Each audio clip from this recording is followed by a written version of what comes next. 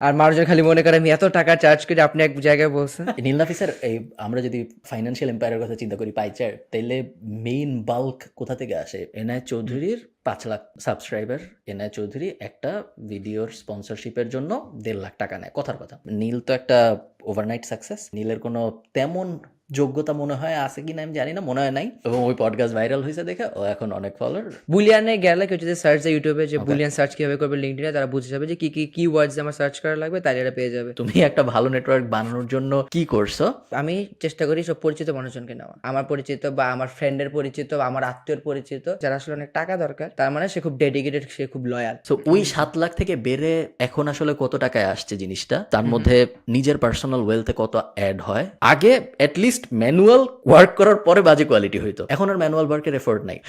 First সেমের জায়গায় আমাকে তো ভাই ইমেল লেখে সাবজেক্ট লাইনে, পুরো ইমেল লেখে বসে সাবজেক্ট লাইনে, আমি তো 7-8টা ওয়ার্ডে পরে দেখতে পারতেছি না কি লেখা। এটাতে ভাই 3D যা প্রবলেম লাগলো না, 3D ভিডিও বানায় ফেলে জিনিসপত্র, যে হচ্ছে গিয়ে এই যে বয় ইটিং মির্জনিত তো ছবি, এখানে ভিডিও বানায় ফেলে যে 3D মডেল খাইতেছে।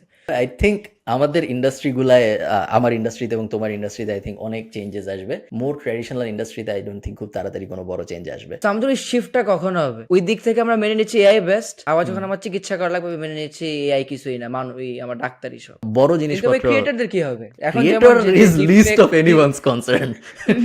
না ভাই, তো দেখেন না, টম ক্রুজ একটা সিনেমা বানাইছে, এখন আমি চাই না এখানে টম ক্রুজ থাকবে, আমি চাই এখানে শাহরুখ খান থাকবে। তো কিছুদিন পরে আমি লিখবো যে শাহরুখ খান এই সিনেমাতে অ্যাঞ্জেলিনা জোলির সাথে অ্যাক্টিং করবে, চেহারাটা চেঞ্জ হয়ে যাবে, শাহরুখ খান সিনেমাটাতে অ্যাক্টিং করতেছে, তো এতেই তো পারে ইউটিউবে এমন হয়ে যাবে। পার্সোনাল ব্র্যান্ডিং এর দিকে কেন আসা হইলো? পার্সোনাল ব্র্যান্ডিং কি আসলে হেল্প করতেছে নাকি অন্য মানুষের পার্সোনাল ব্র্যান্ডিং এর দিকে ফোকাস করা উচিত নাকি? নীল, ওয়েলকাম জ্ঞানী কথাবার্তা শোতে। অনেকদিন পর আমি নতুন জ্ঞানী কথাবার্তার এপিসোড রেকর্ড করতেছি। কি অবস্থা? এই তো ভাই ভালো আছি, honour to be here, thank you for having me. No worries. আমি এখন অনেক দিন হয়ে গেছে আমি তোমাকে চিনি বা তুমি আমাকে চিনো তো, মানে আমাদের দেখা হয়েছে 1 বছরের মতো হয়ে গেছে এখন, তাই না? সামনাসামনি। সামনাসামনি মার্বেলে দেখা হয়েছে আগে, ওই সময় আমার নাম নীল নাফিস ছিল না। আমার দেখা হয়েছে, আপনার দেখা হয়নি আমার সাথে। আমার মনে আছে একটা ছেলে আমাকে মার্ভেলের ভিতরে একটা অ্যাওয়ার্ড শোর ইভেন্টের ভিতরে এসে বলতেছিল যে আম, আসিফ আজাদের পডকাস্টে আপনি আসলে ভালো হয়, এইটাই কথা। হ্যাঁ হ্যাঁ ওটাই তুমি ছিল না? হ্যাঁ, ওইটাই আমি ছিলাম। ওকে, আর আমি ভুলে গেছি এরকম না, বাট হ্যাঁ তখন নীল এরকম রেলেভেন্ট কিছু মনে রাখার মতো কেউ ছিল না। কেউ ছিল না। So, ওরকম মনে রাখার চেষ্টা করি রে ওই। কি অবস্থা নীল, বলো জীবন কেমন যাচ্ছে তোমার? লিঙ্কডিনে আমি একটু আগে দেখতেছিলাম, লিঙ্কডিনে তোমার পরিচয় হইলো গিয়া video editing and personal branding expert, আর ওই যে ভাইরাল টিকটক বানানোতে তুমি হেল্প করতে পারো। বেসিক্যালি মানুষ যখন জিজ্ঞেস করে যে তুমি করো কি, পেশা কি, কি বলা হয়? আমি বলছি ভাই ব্যবসায়ী, এজেন্সি রান করি, এই। আর হচ্ছে যে এখন বাংলাদেশের মানুষজন আপনি বলার পর থেকে সবাই মনে করে খালি আমি শর্ট ফর্মে এডিট করি, আমাদের এজেন্সিতে আমরা ভিডিও এডিট করি, লং ফর্ম শর্ট ফর্ম দুইটাই করি, কিন্তু সবাই খালি মনে করে শর্ট ফর্মেই করি। আর মানুষজন খালি মনে করে আমি এত টাকা চার্জ করি, আপনি এক জায়গায় বলছেন যে হচ্ছে কি আমি অনেক এক্সপেন্সিভ, এই এক্সপেন্সিভ আর শর্ট ফর্ম থেকে মানুষজন বের হতে পারতেছে না। বাট হ্যাঁ ভাই, পেশা হচ্ছে গিয়ে শুরু করেছিলাম ভিডিও এডিট থেকে, এখনো এজেন্সি রান করছি, বাট এজেন্সিতে আমাদের কোর সার্ভিস ভিডিও এডিট করে। সো নীল নাফিস এম্পায়ারের কথা যদি আমরা চিন্তা করি, তোমার আসল নাম কি নীল নাফিস নাকি এটা ইন্টারনেট নাম? হ্যাঁ, না না না, নাফিস মাহাদি নীল, নীল নাফিস, হ্যাঁ রিয়েল নাম, এনআইডি নাম। এই নীল নাফিসের এই আমরা যদি ফাইন্যান্সিয়াল এম্পায়ারের কথা চিন্তা করি পাই চার্ট, তাইলে মেইন বাল্ক কোথা থেকে আসে? এডিটিং এর এজেন্সি থেকে? এজেন্সি কত পার্সেন্ট হবে? 100% এজেন্সি, 99.99%। আর বাকিটুকু because I don't make money out of YouTube, ইউটিউবে আপনার আমার প্রথম থেকে এই পর্যন্ত মনে টোটাল $2000 এখনো হয় নাই, and I don't take sponsors. 2টা মনে বিকাশের রিল টিল করে দিয়েছি, ওইটাও নাথিং ক্রেজি। আর হচ্ছে কি আমি ইউটিউবে এখন পর্যন্ত কোনো স্পন্সার নিই, I am not trying to take any sponsors, ওইটা বাদে কোনো ইয়া নেই। ওকে, স্পন্সর মানে কি আসে না নাকি ইচ্ছা করে নাও না? না, আসে, আসার পরে নিচ্ছি না, হচ্ছে গিয়ে I try to work with brands যেটার সাথে আসলে যায় একটু আমার সাথে, আই ট্রাস্ট ইন দ্যাম বা ইউজ দ্যাম। আমি যেসব ব্র্যান্ড পাই এগুলো I don't use them, so এই টাকার জন্য কিছু করতে চাচ্ছি না। আমার রিসেন্টলি একটা সমস্যা হয়েছে স্পন্সরদের নেওয়ার ক্ষেত্রে। সেটা হইল আমি এখন আর এনাফ, আমি একটা এক্সাম্পল দিয়ে বুঝাই তাহলে বুঝতে সুবিধা হবে। মনে করো এনআই চৌধুরীর 5 লাখ সাবস্ক্রাইবার, এনআই চৌধুরী একটা ভিডিওর স্পন্সরশিপের জন্য 1.5 লাখ টাকা নেয়, কথার কথা, বা 1 লাখ টাকা নেয়, কথার কথা। সো অঙ্কের হিসাবে আমার যেহেতু হুম হুম ডাবল সাবস্ক্রাইবার, আমার 2 লাখ টাকা নেওয়া উচিত হিসাবে, অঙ্কের হিসাবে। আমরা সব ব্র্যান্ডিং হুম হ্যান ত্যান হাবিজাবি সব হুম বাদ হুম হুম রাখলাম, অঙ্কের হিসাবে 2 লাখ নেওয়া উচিত। So, এই প্রবলেমটা যেটা হয়েছে সেটা হলো, যত আমার বড় হয়েছে এম্পায়ার, এই যে সাবস্ক্রাইবার হ্যান ত্যান, তত এরকম কোম্পানির সংখ্যা কমছে যারা এত টাকা অ্যাফোর্ড করতে পারে ফর আ ভিডিও। সো এখন ইটস নট ফিজিবল। বাংলাদেশে এরকম খুব বেশি কোম্পানি নাই যারা একজন ইনফ্লুয়েন্সারকে একটা ভিডিওর জন্য 3 লাখ টাকা দিতে পারে, যখন কম্পেয়ার পুরা মার্কেটের সাথে কম্পেয়ার করে 10টা ইনফ্লুয়েন্সারকে 10টা ভিডিওর জন্য একই সংখ্যক টাকা দেওয়া যায় এবং রিচ প্রবাবলি সিমিলারই হয়। সো আমি 10 জনকে, এই 10 জনের কাছ থেকে একই কথা বলাতে পারি, টোটাল হয়তো আমার 10 লাখ মানুষ দেখবে, ভার্সেস আমি ওনাকে বলতে পারি হয়তো টোটাল একটু কম মানুষ দেখবে, এবং রিস্ক একটু ডাইভার্স হয়ে যায়, যেহেতু ওই যে সব ডিম এক বাস্কেটে রাখার মতো হয় না। ব্যাপারটা হচ্ছে ভাই সাফারিং ফ্রম সাকসেস। তো তুমি চিন্তা করো, এখন আমি আমার নিজেরও বলতে খারাপ লাগে যে ভাই আমাকে একটা ভিডিওর জন্য আপনি 3 লাখ টাকা দিয়েন, আমি এরও বলতে চাই না, এবং আমি জানি যে অনেকেই হয়তো এফোর্ডও করতে পারবে না লজিক্যালি। লাইক আমি যখন ওনার চেয়ারে বসি আমারও মনে হয় যে এটা আসলে মেক সেন্স করে না, but at the same time আমি এখন 1 লাখ টাকাও চাইতে পারতেছি না, বিকজ আমার থেকে হাফ যারা তারাও 1 লাখ টাকা চাচ্ছে, কথার কথা। কি করা যায় বলো? এটা বললাম না ভাই, এটা হচ্ছে কি you are suffering from success. Of.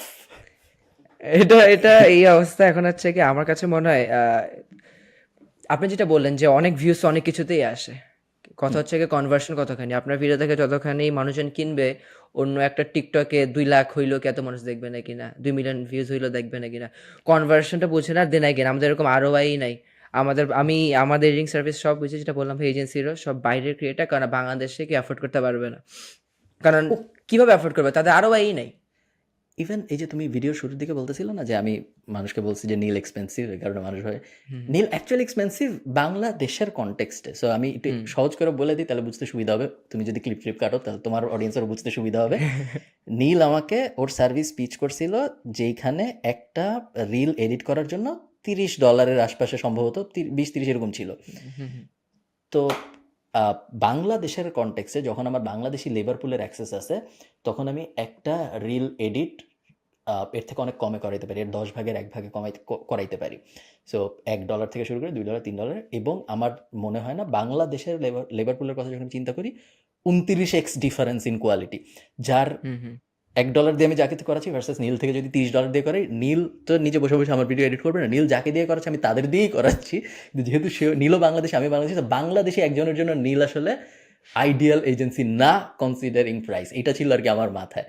Not যে নীল অনেক দামি, নীলের মার্কেটের জন্য ঠিকই দামি, জাস্ট আমার মার্কেটের জন্য ওইটা ফিট করে নাই, এটি 100%। এটা বুঝাতে কষ্ট হয়ে গেছে মানুষজনকে। যখন তুমি জনপ্রিয় ছিলা না ভার্সেস যখন তুমি জনপ্রিয় হইছো, সবচেয়ে বড় ডিফারেন্স আসলে কিসে আসছে? কঠিন কোয়েশ্চেন ভাইয়া। সবচেয়ে বড় ডিফারেন্স, আই থিঙ্ক সবচেয়ে বড় ডিফারেন্স হচ্ছে গেছে যে আপনার সাথে আমি এখন কথা বলছি, for example you know me for 1 year, I know you for years. এটা ডিফারেন্ট, কারণ আমি যখন আপনার ভিডিও দেখছি আই থিঙ্ক যে আমার সাথে তো সে আমার সাথেই কথা বলতেছে, জাস্ট আপনি না, যার সাথে আমি যখন রাফায়েত ভাইয়ের সাথে কথা বলি, আমি যখন নাফিস ভাইয়ের সাথে কথা বলি, আমার কাছে মনে হয় আমি তো তাকে চিনি। সে তো ছেলেটার সাথে যে 3 মাস হয়েছে আমার সাথে প্রথম দেখা হয়েছে, সে এত খাতির করতে চাই কেন। আমার কাছে মনে হয় এটাই যে আমার যে নেটওয়ার্কিং অনেক বড় একটা অ্যাক্সেস পেয়ে গেছি আমি। এখন আমার একটা ঝামেলা পড়ে গেলে আমি নক দিতে পারি আপনাকে, ভাইয়া এটা আমি কীভাবে সলভ করবো, আমার কি করা উচিত। এই যে নেটওয়ার্ক অ্যাক্সেসটা, এটা হচ্ছে আমার একটা জিনিস, সেটা আমার কাছে মানে জনপ্রিয় হওয়ার পরে সবচেয়ে বড় চেঞ্জ। আর হচ্ছে যে অনেক সময় আমরা ভাবি না যে আগে যখন আমি অনেক কেয়ারলেসলি অনেক কিছু করতে পারতাম, যখন আমি কেয়ারলেসলি করতে পারতাম বলতে আমি কিছু জিনিস ধরেন বলে ফেলতে পারতাম, ফেসবুকে স্ট্যাটাস দিয়ে ফেলতে পারতাম। এখন আই রিয়ালাইজ যে এতগুলো মানুষ যেহেতু সব কিছু দেখছে, আর they really try to follow what I am saying. এখন আমার কাছে মনে হচ্ছে আমি একটা রুমে বসে একটা ভিডিও বানিয়ে ছেড়ে দিচ্ছি। মানুষজন যখন বলে ভাই আমি আপনার ভিডিও দেখে আমি শুরু করে আমি XYZ টাকা কামাই ফেলছি, ওই সময় আমি একটু প্যারা খেয়ে যাই যে হচ্ছে আমি একটা রুমে বসে ভিডিও বানাই ফেলছি, সেই ইন্টারনেটে দেখে সেও কিছু একটা করে তার ফ্যামিলির জন্য প্রোভাইড করে ফেলছে। যখন আমি বুঝতে পারছি যে এই লেভেলের ম্যাগনিটিউড একটা ইম্প্যাক্ট ফেলাতে পারছি, তখন একটু আমি নট প্রিপেয়ার ফর, এখনও স্টিল নাও আমি একটু প্যারা খেয়েছি যখন এগুলো শুনি, কারণ আমার জন্য এত তাড়াতাড়ি হয়ে গেছে সব কিছু, আমি ডাইজেস্ট করতে পারিনি। আমার কাছে অনেক এক্সাইটেড লাগছে, অনেক ওভারওয়েলমিং লাগছে, but I couldn't enjoy it, যেহেতু আলহামদুলিল্লাহ। বাট তাড়াতাড়ি হয়ে যাওয়ার কারণে আমি ওরকম আস্তে আস্তে বেড়ে যাওয়ার যে ইয়াটা ওরকম পাইনি, আমার জন্য হঠাৎ হয়ে গেছে সব। যখন মানুষ বলে, বিকজ মানুষের কাছে এটাই পারসিভ হওয়ার কথা যে নীল তো একটা ওভারনাইট সাকসেস, নীলের কোনো তেমন যোগ্যতা মনে হয় আছে কি না আমি জানি না, মনে হয় নাই। ও একটা পডকাস্ট ছিল 2 সেন্স, ওইটা আসছে, একটু সুন্দর করে কথা বলছে, ওর অনেক ফলোয়ার হয়ে গেছে। এবং ওই পডকাস্ট ভাইরাল হয়েছে দেখে ও এখন অনেক ফলোয়ার, ওভারনাইট সাকসেস। তখন কি রাগ লাগে বা খারাপ লাগে বা কষ্ট লাগে? রাগ লাগে না, বাট খারাপ লাগে অবশ্যই। কারণ হচ্ছে যে টু সেন্সে যাওয়ার জন্য যে কথাগুলো আমি আমি যদি I am trying to be humble, but যে কথাগুলো বলছি, মহাজন বলতেছে যাচ্ছে এই কথা শুনে ভালো লাগছে, কিন্তু আমি তো গত 7 বছর ইংলিশে বিতর্ক করে আসছি যেন কথা বলতে পারি। এরপর হচ্ছে কি টু সেন্সে কিন্তু এখন হয়তো অনেকে জানে আমাকে কিন্তু ইনভাইট করে নিয়ে আসে না, যে হচ্ছে কি, নীল আসো তুমি একটু কথা বলো। আমি আসিফ ভাইয়ের এখানে ফ্রি কাজ করতেছিলাম যেন আমি মানুষজনের সাথে পরিচয় হতে পারে। টু সেন্সের এখানে আমি শুনলাম যে হচ্ছে গিয়ে টু সেন্স যে রেকর্ড করছিল ক্যামেরার দায়িত্বে চেয়েছিল ভাই আমাকে আদর টাদর করে নেক্সট ভাই। নেক্সট ভাই বলতেছে যে টু সেন্সের রেকর্ড হচ্ছে, আমি বলছি ভাই আমি আসি, আপনার সাথে যেমন দেখা হয়েছিল আমার ইয়াতে মার্ভেলে, নাফিস ভাইয়ের সাথে আমার দেখা হয়েছে, আমি ভাবছি তাহলে একটু যাই, একটু আবার চেহারাটা দেখে আসি। দেখছি যে আর যে কিবরিয়া সে অসুস্থ, সে আসবে না। আমি দেখি তো সুযোগ টুযোগ আছে, তো আমি সাজ্জাদ ভাইকে একটু টটাইলাম, এরপর দেখি হয়ে গেছে। এরপরে লাকিলি এমনকি টু সেন্সের ভিডিওটা আমি নিজে এডিট করছি, যেটা পডকাস্টে গেছে আমি নিজে কাট করছি, আমি সব রিটেনশন মাথায় রেখে এরপর এটা ভাইকে দিছি। বাট হ্যাঁ, মানুষজন যদি বল overnight success, yes, it had some luck into it, but 100% I am very certain যে আমি যদি এর আগের এতগুলো বছর, এতগুলো মাস যদি আমি আসিফের সাথে কাজ করে নেটওয়ার্কটা না বানাতাম, বা এতগুলো বছর যদি আমি আসলেই কাজ করে 7 লাখ না কামাইতাম, তাহলে তো কোনো ম্যাটেরিয়াল থাকতো না দেখার জন্য। Make sense. এই এই এই পারসেপশন আসলে কখনো যাবে না আমাদের সোশ্যাল মিডিয়া অডিয়েন্স যখন কোনো একটা কিছু দেখে কোনো একটা ধারণা ইয়ে করে নিবে মনের গভীরে। কারণ তো সময় নেই তো কারো। হ্যাঁ, এবং তার আসলে দায়িত্বও না। এবং অনেক সময় আমরা যখন পডকাস্ট করি পোর্ট্রেও হয় জিনিসটা এইভাবে যে কত সহজ। যখন অনেক আমি সহজ। হ্যাঁ, যখন আমি দেখি যে 20 বছর 7 লাখ, এবং পরে তারপর যখন আমি পুরো কথা শুনি, কোনো সময়ই মনে হয় না, নট জাস্ট স্পেসিফিকলি ওইটার এক্সাম্পল না, ইন জেনারেল যখন আমি পডকাস্টের সাকসেস স্টোরি শুনি মানুষের, ইভেন আমাদের পডকাস্টে যখন প্যাসিভ জার্নাল পডকাস্টে যখন মানুষ সফলতার গল্প বলে, খুব রেয়ারলি এটা হয় যে মনে হয় যে ওনার কষ্ট হয়েছে। বেশিরভাগ সময় মনে হয় সহজ, কোনো ব্যাপারই না। আমি একটা ভিডিও আই থিঙ্ক ভাই এটা হচ্ছে গিয়ে সিম্পল। আর সরি সরি কাটি শর্ট, আমার কাছে মনে হয় যে এটা সিম্পল, ইটস নট ইজি। ভাই সিম্পলের বাংলা কি? সহজ। সহজ, ইজি বাংলা সহজ, সোজা একই রকমই। যে আমার কাছে মনে হয় আমরা সিম্পল আর ইজিটা কমপ্লিকেট করে ফেলি। I think it's simple, not easy. Okay, আচ্ছা, নেটওয়ার্ক নিয়ে যেহেতু একটু কথাবার্তা হইলো, হাউ ইম্পর্ট্যান্ট একজন মানুষের একটা ভালো নেটওয়ার্ক থাকা কেন জরুরি? So multi layered question. একটা মানুষের একটা ভালো নেটওয়ার্ক থাকা কেন জরুরি? তুমি একটা ভালো নেটওয়ার্ক বানানোর জন্য কি করছো? এবং একজন মানুষ যে এখন আমাদের এই কনভারসেশন শুনতেছে, সে যদি চায়, তাকে আমিও চিনি না, তাকে তুমিও চিনো না, সে চায় আমরা তাকে চিনি এবং সে আমাদের চিনুক, সে যদি ওরকম একটা স্টেজে যাইতে চায়, যেহেতু তুমি গেছো খুব খুব অর্গ্যানিক্যালি, খুব তাড়াতাড়ি, স্টেপ বাই স্টেপ প্রসেসটা আসলে কি এরকম একটা ভালো নেটওয়ার্ক বানানোর? আই থিঙ্ক ভাই নেটওয়ার্ক যদি জিজ্ঞেস করেন কতটা important, I think it's very important. I think এমনও আজকাল যদি বাংলাদেশে দেখেন, সবাই বলে এখন সবার কাছে টাকা আছে, কিন্তু যার কাছে পাওয়ার আছে সে হচ্ছে গিয়ে উপরে। সো পাওয়ারই তো নেটওয়ার্ক, আমি ওকে চিনি, সে ওকে চিনি। বাংলাদেশে একটা যে কোনো কিছু দেখলে, বাংলাদেশে ইন্টারন্যাশনালি সব জায়গাতেই, if you know the right people it gets easier for you. So networking is very important. এমনকি আমাদের ক্লায়েন্টের এখানেও যেটা আমরা দেখি, আমাদের এখন ম্যাক্সিমাম ক্লায়েন্টস আসে না আপওয়ার্ক দেন আর লিঙ্কডইন দিয়ে, আসে হচ্ছে ওয়ার্ড অফ মাউথে, রেফারেলসে। তো যেহেতু আমার একটা বড় নেটওয়ার্ক হয়ে গেছে, আমি অলরেডি 50 জনকে চিনি, এরকম কোচিং নিয়ে এসে তারা তাদের বন্ধু তিনজনকে বলে দিল, 150 মানুষ হয়ে যায়। সো এই নেটওয়ার্কিং ইজ ভেরি ইম্পর্টেন্ট। আর যদি বলি যে কীভাবে নেটওয়ার্কিং করবে, ইউজুয়ালি আমরা যেটা করি, আমরা এমন একজনের সাথে নেটওয়ার্ক করার চেষ্টা করি যার কাছ থেকে আমরা কিছুটা পাইতে পারি। তো সে যদি আমাকে কিছু দেয় ইন রিটার্ন, তাকে তো কিছু আমার দিতে হবে। তাকে যদি কিছু দেওয়ার মতো আমার যোগ্যতা না থাকে, ওই সময় আমার ফিগার আউট করা লাগবে আমি আমার মাথা ইউজ করে, আমার টাইম স্পেন্ড করে কীভাবে তার জন্য কোনো কিছু একটা সিম্পলিফাই করে দিতে পারি, ইজি করে দিতে পারি। যেমন আমাকে যদি কেউ এখন বলে যে ভাই আমি আপনার জন্য ভিডিও এডিট করতে চাই, আমি বলবো ওকে, বাট আমার এরকম 1000 মানুষ আসে। এখন যদি আমাকে বলে ভাই আমি আপনার জন্য ফ্রিতে এডিট করতে চাই, আমার কাছে 100 মানুষ আসে। এখন যদি কেউ আমাকে অলরেডি এডিট করে পাঠায়, বলে ভাই আপনার জন্য আমি এটা ফ্রি অলরেডি এডিট করে ফেলছি, দেখেন ভালো লাগে নাকি না, এরকম 3 জন দিবে। তো you have to, even though you have to make it easy, but হচ্ছে গিয়ে যদি সার্ভিস লেভেলে জাস্ট ভাবি আমি এটা করে দিই তার জন্য, তাহলে হয়ে যাবে। তুমি যেটা ভাবছো অলরেডি 10 জন মানুষ সেটা ভেবে ফেলছে। So you have to find something unique, যেটা দিয়ে you are providing value to the individual যার সাথে ইউ ওয়ান্ট টু নেটওয়ার্ক। এখন এনি ভ্যালু যে কোনো কিছু হইতে পারে। কেউ যদি বলে ভাই আমার একটা সিনেমাটোগ্রাফার লাগবে, স্টোরি দেন এক সময় ক্রিয়েটার, আমি সিনেমাটোগ্রাফার না, বাট আমি চিনি কোনো একটা সিনেমাটোগ্রাফারকে, বা না চিনি আমি খুঁজে বের করি কোন সিনেমাটোগ্রাফার ভালো, তার সাথে আমি বাজেটিং করে ভাই আমি এসে পাইছি সাথে কথা বলেন। You have to figure out, সারাক্ষণ লেগে থাকতে হবে, সারাক্ষণ এদিক সেদিক যেখান থেকে পারা যায়। এটা কি কোনো মানে ডেলিবারেট এফোর্ট ছিল যে একদিন ঘুমের থেকে উঠে তোমার মনে হয়েছে যে না এখন আমি একটা ভালো নেটওয়ার্ক বানাবো এবং তারপরে 1 নাম্বার আমি এখন এই কাজ করা শুরু করবো, এরকম ছিল? না অর্গানিক্যালি হয়ে গেছে যে আমি ওখানে এমনি গেছি, তারপর ওটা মিলে গেছে, তারপর ওটা মিলে গেছে, এভাবে হয়ে গেছে? না, কিছুটা অর্গানিকও ছিল, কিছুটা ডেলিবারেটও ছিল। আমি এভাবে ছিল না যে ভাইয়া স্টেপ 1, স্টেপ 2, বাট এটা ডেলিবারেট ছিল যে I have to create a strong network, I have to know the people who are running this. বা হচ্ছে গিয়ে যাদের কাছ থেকে আমার কিছু দেওয়ার আছে। বাট এমন ছিল যে আগে আমি তার কাছে যাবো, ওইখান থেকে এটা বের হয়। ওইটা আস্তে, আস্তে through out the process figure out করে ফেলছি নেক্সট স্টেপ কি। মানে ৩ নাম্বার স্টেপ আগে মাথায় ছিল না, but what do I do, এটা ঠিক হয়ে যাওয়ার পরে ওইটার উপর এই just focus on the next step. Neel, এই জিনিস কেন মাথার মধ্যে আসলো যে, বিকজ আমি যখন ছোট থেকে বড় হয়েছি আমার কখনো মনে হয়নি যে আমার একটা ভালো নেটওয়ার্ক থাকা দরকার। আমার ধারণা বেশিরভাগ মানুষেরই অত, মানে আমরা সবাই ইনটুইটিভলি জানি ভালো নেটওয়ার্ক থাকা ভালো, ভালো মানুষকে চিনলে ভালো, যত ভালো পাওয়ারফুল মানুষকে চিনি ভালো। ডেলিবারেটলি আমি চেষ্টা করতেছি একটা নেটওয়ার্ক ভালো করতে, এরকম মানুষ খুব বেশি নাই, ইনক্লুডিং মাইসেলফ। আমি কখনোই চেষ্টা করি নাই যে ভালো অনেক মানুষের চেনার চেষ্টা করি। তোমার মাথায় এটা কেন আসলো যে আমার নেটওয়ার্ক ভালো করতে হবে, বা কোনো কি শিফট ছিল, হঠাৎ কেন মনে হয়েছে এটা? এটা এমন হয় না যে ইউরেকা মোমেন্ট ছিল না, হঠাৎ করে উঠে আমি ভাবছি যে হচ্ছে আজকে আমার ভালো নেটওয়ার্ক লাগবে। এটাও আস্তে আস্তে হয়ে গেছে। দেখতেছি হচ্ছে গিয়ে যেহেতু আমি আমার ফ্রেন্ড থেকে একটু আগে টাকা পয়সা কামাই ফেলছি, আমার সাথে তো টপিক মিলতেছে না, আমার একটু মানুষজন লাগবে যাদের কাছ থেকে আমি জ্ঞান নিতে পারবো। বাট আমার কাছে এখন হবে টাকা পয়সা নিয়ে যখন কথা বলে বা কোনো প্রোডাক্টিভ কিছু নিয়ে কথা বলে, ওই সময় হচ্ছে আমার কাছে মনে হয় যে না এটা আমার এলিমেন্ট। পলিটিক্স নিয়ে কথা বললেও আমার এলিমেন্ট, যখন হচ্ছে একদম ইউজলেস কোনো জিনিস কথা বলে এটা যায় না। তো I was trying to find people যাদের সাথে আমি আমি আই থিঙ্ক আমার সব কিছু কন্টেন্ট রিলেটেড, আমার সার্ভিসের কন্টেন্ট রিলেটেড, আমি এখন কন্টেন্টের আশেপাশেই আছি। তো আই রিয়েলি লাভ কন্টেন্ট। তো আমার এমন মানুষের সাথে কানেক্ট হওয়ার অলওয়েজ ইচ্ছে ছিল যাদের সাথে আমি কন্টেন্ট নিয়ে কথা বলতে পারি। যখন আমি সুযোগ পাই নাফিস ভাইয়ের সাথে আমার কনভারসেশন এটাই ছিল, আইস ব্রেকিং এটাই ছিল, ভাই আপনাদের হুকটা আপনাদের এভাবে করা উচিত। তো এটাই যে কন্টেন্ট এখন পর্যন্ত আমি এখন এটা ট্রাই করি। ওদিন আমি রাকিন আফসার ভাইকে আমি 5 বার ফ্রেন্ড রিকোয়েস্ট দিয়েছি, অ্যাকসেপ্ট করেন, আমি ক্যান্সেল দিয়ে দিছি। আমি এখনো এরপর পরশুদিন জিজ্ঞেস করছি ভাইয়া চলো আমরা একটা কফি খেতে চাই, বলছে ঠিক আছে। আমি এখনো অ্যাক্টিভলি ট্রাই করি, যাকে যেখানেই পাবো ভাই চলেন কফি খাই। আমাকে নীল যখনই আমি ঢাকায় যাই তখনই ওর অফিসে অফিসে সব বিরিয়ানি খাওয়াতে, আমার কখনো যাওয়ার চেষ্টা করি সৌভাগ্য ভাই, হয় নাই, চেষ্টা করি। but আমি চেষ্টা করবো কখনো নীলের অফিসে যায় বিরিয়ানি খাইতে। আইসেন তুমি ভাই। তুমি ভিডিওর দুনিয়ায় কিভাবে ঢুকলা?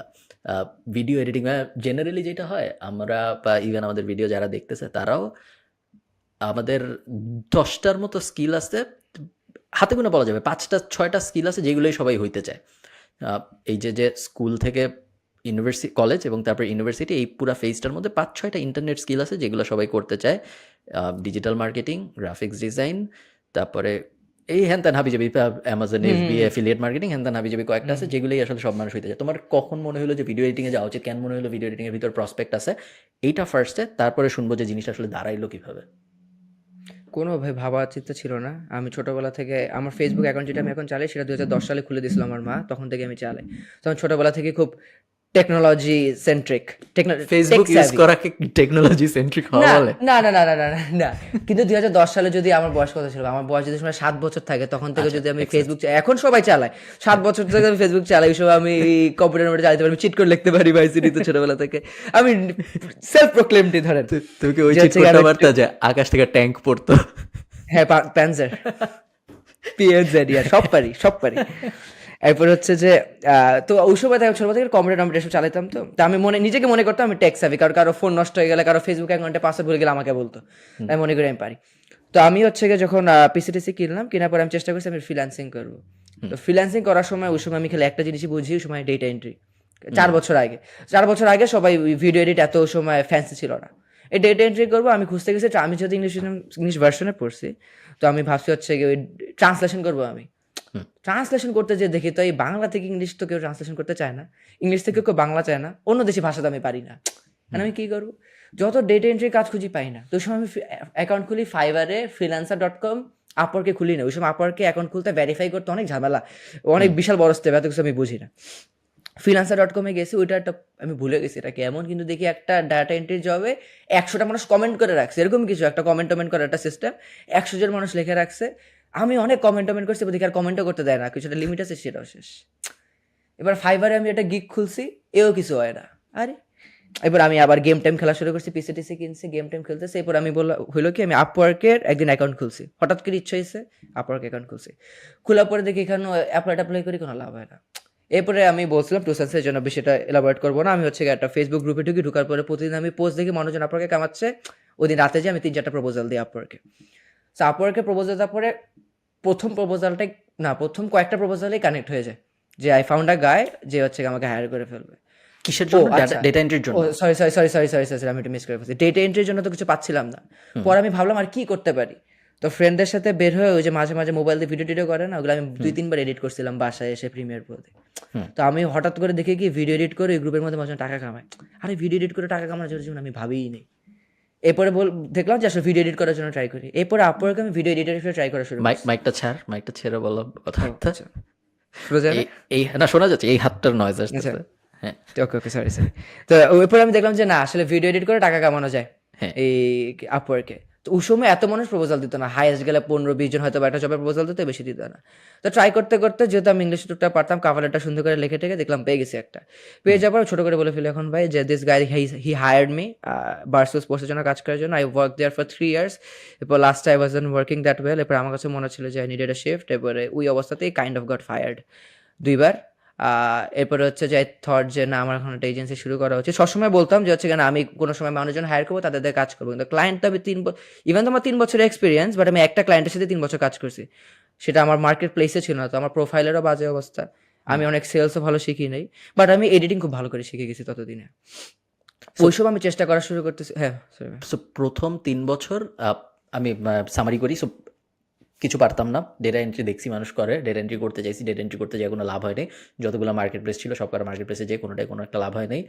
হাবিজাবি মোবাইল এডিটিং ভিডিও পারতাম। সো ওই স্কিলের উপর বেস করে আপওয়ার্কে যে একটা জবে বিড করছি, বিড করার অনেকগুলো জবে বিড করছি, তার মধ্যে একজন রেসপন্ড করছে অ্যান্ড ওটা খুব একটা ভালো ক্লায়েন্ট ছিল। ভার্সুস স্পোর্টস জিনিসটা কি নীল? Barstool Sports হচ্ছে গিয়ে if not the biggest, one of the biggest media company based in the US.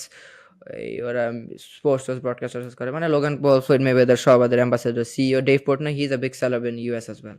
Nice. So ওনারা তোমাকে হায়ার করলো আপওয়ার্ক দিয়ে, এবং তারপরে মেইনলি আপওয়ার্ক দিয়ে না, মানে আপওয়ার্কে পাইছে, পাওয়ার পরে আমাকে বাইরে দিয়ে গেছে ওকে। ওই সো সময় মেইনলি হায়ার করছিল কেন? ভিডিও এডিট করার জন্য? ভিডিও এডিট করার জন্য। আসলে আপওয়ার্ক, আমি বলি বার্সেল স্পোর্টসের মতো বড় কোম্পানি আপওয়ার্কে কেন আসবে হায়ার করতে ভিডিও এডিটর, বড় কথা।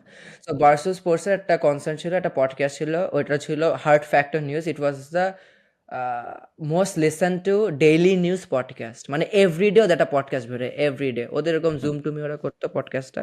তো ওইটা ওদের ক্লিপস এডিট করার জন্য ওরা একটা হায়ার করছে ফিলিপাইন্স এডিটর। ও কাজ করার পরে ও কিছুদিন পরে ম্যানেজার হয়ে গেছে, এরপর দ্যাট গাই হায়ার্ড মি। এরপর আস্তে আস্তে আমাদের ইন্টারনাল টিমে ঢুকে গেছি এইভাবে আর কি। বার্সেল স্পোর্টসের জন্য আমি প্রত্যেকদিন, ওই সময় আইজিটিভি ছিল ভাইয়া, টিকটক মাত্র ওই সময় মানে এরকম, আগে তো টিকটক ডান্সের ভিডিও আসতো, ওই সময় এইসব ভিডিও যাইতো না পডকাস্টে। ওই সময় আস্তে আস্তে টিকটকে ভিডিওগুলো আসা শুরু করছে, আর ওই সময় আইজিটিভিতে ভিডিও দিতাম। পরে আস্তে আস্তে আইজিটিভি বন্ধ হয়ে যাওয়ার পর আইজি রিলস করতাম, ওই তো সময় টিকটক আইজি রিলস সেম জিনিসই, এভরিডে 5 ডেজ ওকে। সো কত টাকা দিত? পার ভিডিও, পার আইজিটিভি ভিডিও $5, আর রিল পাইতাম আমি $2.5। নাইস। কিরকম টাকা আয় হইতো কোয়ান্টিটির সাথে মিলাইলে প্রত্যেক সপ্তাহে বা মাসে? মাসে সবচেয়ে কম, আর আমি বলতেছি ধরেন 3 মাস কাজ করার পর থেকে পরের 3 বছর, সবচেয়ে কম হচ্ছে গিয়ে ধরেন 35,000, সবচেয়ে বেশি হচ্ছে গিয়ে ধরেন 85,000, ওই সময় $1,000 $85 মতো। 35,000 টাকা আর 85,000 টাকা মাসে? হ্যাঁ, 35,000 টাকা আর 85,000 টাকা। তো তোমার সাথে কথা বলার সময় স্পেসিফাই করে দিতে হবে মাসে $35,000 কথা হচ্ছে। না, না। আচ্ছা, নাইস। ভালো। সো তখন পর্যন্ত নিজে করতেছি, তখন পর্যন্ত নিজেই শিখতেছি এবং ভিডিও এডিটিং করতে কোনো জায়গায় তো। সো ভিডিও এডিটিং তুমি যা, আমরা মানে ব্রাশ ওভার করে গেছি ভিডিও এডিটিং, মোবাইল দিয়ে হ্যান ত্যান, ফ্রেন্ড হাবিজাবি। কোনো স্ট্রাকচার্ড ওয়ে কি ছিল শিখার? Random YouTube video, random testing? Just করতে করতে শিখছি। আমার জন্য লাকি ছিল যে আমি যে ক্লায়েন্টটা ছিল, ইট ওয়াজ ভেরি বেসিক অ্যাডেড, আর ওই সময় স্যাচুরেটেড ছিল, বাট এখনকার মতো একদমই স্যাচুরেটেড ছিল না, ওই সময় এত কম্পিটিশন ছিল না। So I had the flexibility, আর হচ্ছে আই হ্যাড দ্য টাইম, যে হচ্ছে কিছু 3 বছর করছি, আস্তে আস্তে করে শিখছি, অনেক বেসিক লেভেলের কাজ ছিল। তো করে শিখে গেছি, যেহেতু 3 বছর একই জিনিস রাউন্ড রিপিট করতে ইউটিউবে যে খুঁজে জিনিসটা হচ্ছিল কি, আমার কাছে মনে হয় যে জিনিস আজকাল ইন্টারনেটে করে টাকা কামানো যায়, ওই জিনিস এমন কঠিন জিনিস যেটা ইউটিউব থেকে শেখা যাবে না, আনলেস অনেক মানে হাই স্কিল কোডিং এসব বাদে। আমি সেটা পারি না, এখন অনেক কিছু কাজ আছে আমরা পারি না, আমরা কাজ নিয়ে এরপর আমরা ইউটিউবে শিখি, শেখার পর এটা করে দিই ক্লায়েন্টকে। ওই সময় এমনই ছিল। যখন 25,000, 25 না 35,000 বা 85,000 এরকম ইনকাম হচ্ছে, তখন কি তুমি তোমার বন্ধুদের মধ্যে সবচেয়ে বড় লোক এরকম? হ্যাঁ, 100%। নাইস। কিন্তু এর আগ পর্যন্ত সবচেয়ে গরিব। হাউ ডিড ইট ফিল যখন বন্ধুদের মধ্যে এস্টাবলিশড কাজকর্ম করতেছো, যখন অনেক বাংলাদেশে অনেক পড়াশোনা বেশি করতেছো? অনেক বেশি তেমন কিছু লাগে না, কারণ কোভিড ছিল তো ভাইয়া 3 বছর ওই সময় অনেক বেটার হইতে পারিনি, বাট হচ্ছে গিয়ে কথাবার্তার মধ্যে যে একটু ডিফারেন্ট ভ্যালিডেশন লাগতেছিল, একটু ইম্পর্টেন্ট লাগতেছিল, বাট তেমন আহামরি অনেক ডিফারেন্স ছিল না, যেহেতু বাসায় বসেছিলাম গেম খেলছি এদের সাথে, সমস্যা নেই। বুঝছি। সো আমরা 3 বছর এই জিনিস করলাম, এই 85,000 পার মান্থ ইনকাম টিনকাম হইতে থাকলো, দেন আমরা 25,000 পার মান্থ না কিন্তু ভাই, এত টাকা পাইনি সব মাসে, অন গুড ওকে মান্থস। ঠিক আছে, 35,000 থেকে 85,000 এভরি হ্যাঁ। মান্থ, ডিপেন্ডিং অন কতগুলো আইজিটিভি হ্যানত্যান করা হয়েছে, কতগুলো এডিট করা হয়েছে ওটার উপর ভিত্তি করে। অ্যান্ড দেন তারপর 3 বছর পরে ফায়ার্ড। হুম। ঠিক আছে, ওকে। ফায়ার্ড হওয়ার পরে মনে হইলো যে এখন আমি যে ভিডিও এডিটিং পারি, ভিডিও এডিটিংয়ের 3 বছরের এক্সপিরিয়েন্স আছে, এই এক্সপিরিয়েন্সের উপর বেস করে আমি একটা ভিডিও এডিটিং এজেন্সি দাঁড় করাবো, যে এজেন্সি ক্লায়েন্ট খুঁজে বের করবে, যে ক্লায়েন্টদের আমরা এই সেম সার্ভিস দিব, যেই সার্ভিস আমি এতদিন আমার চাকরিতে করতাম। হুম। ওকে, নেক্সট স্টেপ কি? আচ্ছা, তো এখন হচ্ছে যে আমি সবসময় থেকে ভাবতেছি আমি এজেন্সি খুলবো, কিন্তু যেহেতু একটু আমিও আইলস হয়ে গেছি যে কাজ করতেছি এরপর থেকে সময় পাচ্ছি না, আমি একটা এজেন্সি খুলবো। এখন যেহেতু ফায়ার্ড হয়ে গেছি, এখন ভাবছি না, এখন তাহলে আমার কোনো প্যারা নেই, টাকা পয়সা নাই, ভালো কথা, আমি শুরু করব, কিন্তু আর নিজেকে এডিট করবো না। এই হচ্ছে কি আমার আমি আর এডিটই করবো না, আমি টায়ার্ড, আমি সিক অফ এডিটিং, 3 বছর এডিট করে ফেলছি। এখন আমি যেটা করলাম হচ্ছে যে আমি রিচ আউট করার চেষ্টা করলাম আবার ওই ক্রিয়েটারদের কাছে, বা যা যা আমার পটেনশিয়াল ক্লায়েন্টস প্রসপেক্ট, রিপ্লাই পাচ্ছি না তেমন হচ্ছে রিচ না। আউট কিভাবে করে? এরপরে আমি আপওয়ার্কে রিচ আউট করছি, ওই সময় আপওয়ার্কের অবস্থা আমার জঘন্য। আমার ওই সময় জব সাকসেস রেট 71%, ওই সময় জব সাকসেস রেট আমার আসেও নাই। ওই সময় আমার টোটাল কামানো হচ্ছে কি মানে $200, জব সাকসেস রেট আসেও নাই, একদম বাজে অবস্থা। ওকে। করতেছি, পাচ্ছি না। এরপরে আমি লিঙ্কডিনে খুঁজে বের করতেছি, পাচ্ছি না। আমি ইউটিউবে যে সার্চ দিচ্ছি, ফর এক্সাম্পল আমি লিখছি শপিফাই, সার্চ দিয়ে আমি চ্যানেলে যে সব বের করে ফেলতেছি, যেগুলো 10,000-এর নিচে চ্যানেল, এদের অ্যাবাউট সেকশন থেকে আমি ওদের ইমেল অ্যাড্রেস বের করে আমি ইমেল পাঠাচ্ছি, লাভ হচ্ছে না। পরে আমি যেটা দেখলাম যে আমি লিঙ্কডিনে 2 জনকে পাইলাম এমন যে তাদের এজেন্সি আছে, আমি যেরকম সার্ভিস প্রোভাইড করতে চাচ্ছি এরকমই সার্ভিস। তো তাদের এখানে আমি একটা এডিটর হিসেবে জয়েন করছি, কিন্তু তারা জানে না যে আমার টিম আছে, আসলে আমার টিমও নাই। জয়েন করার পরে তারা কাজ যেটা দিচ্ছে আমি প্রজেক্ট বেসিসে অন্য এডিটারদের করায় ফেলতেছি।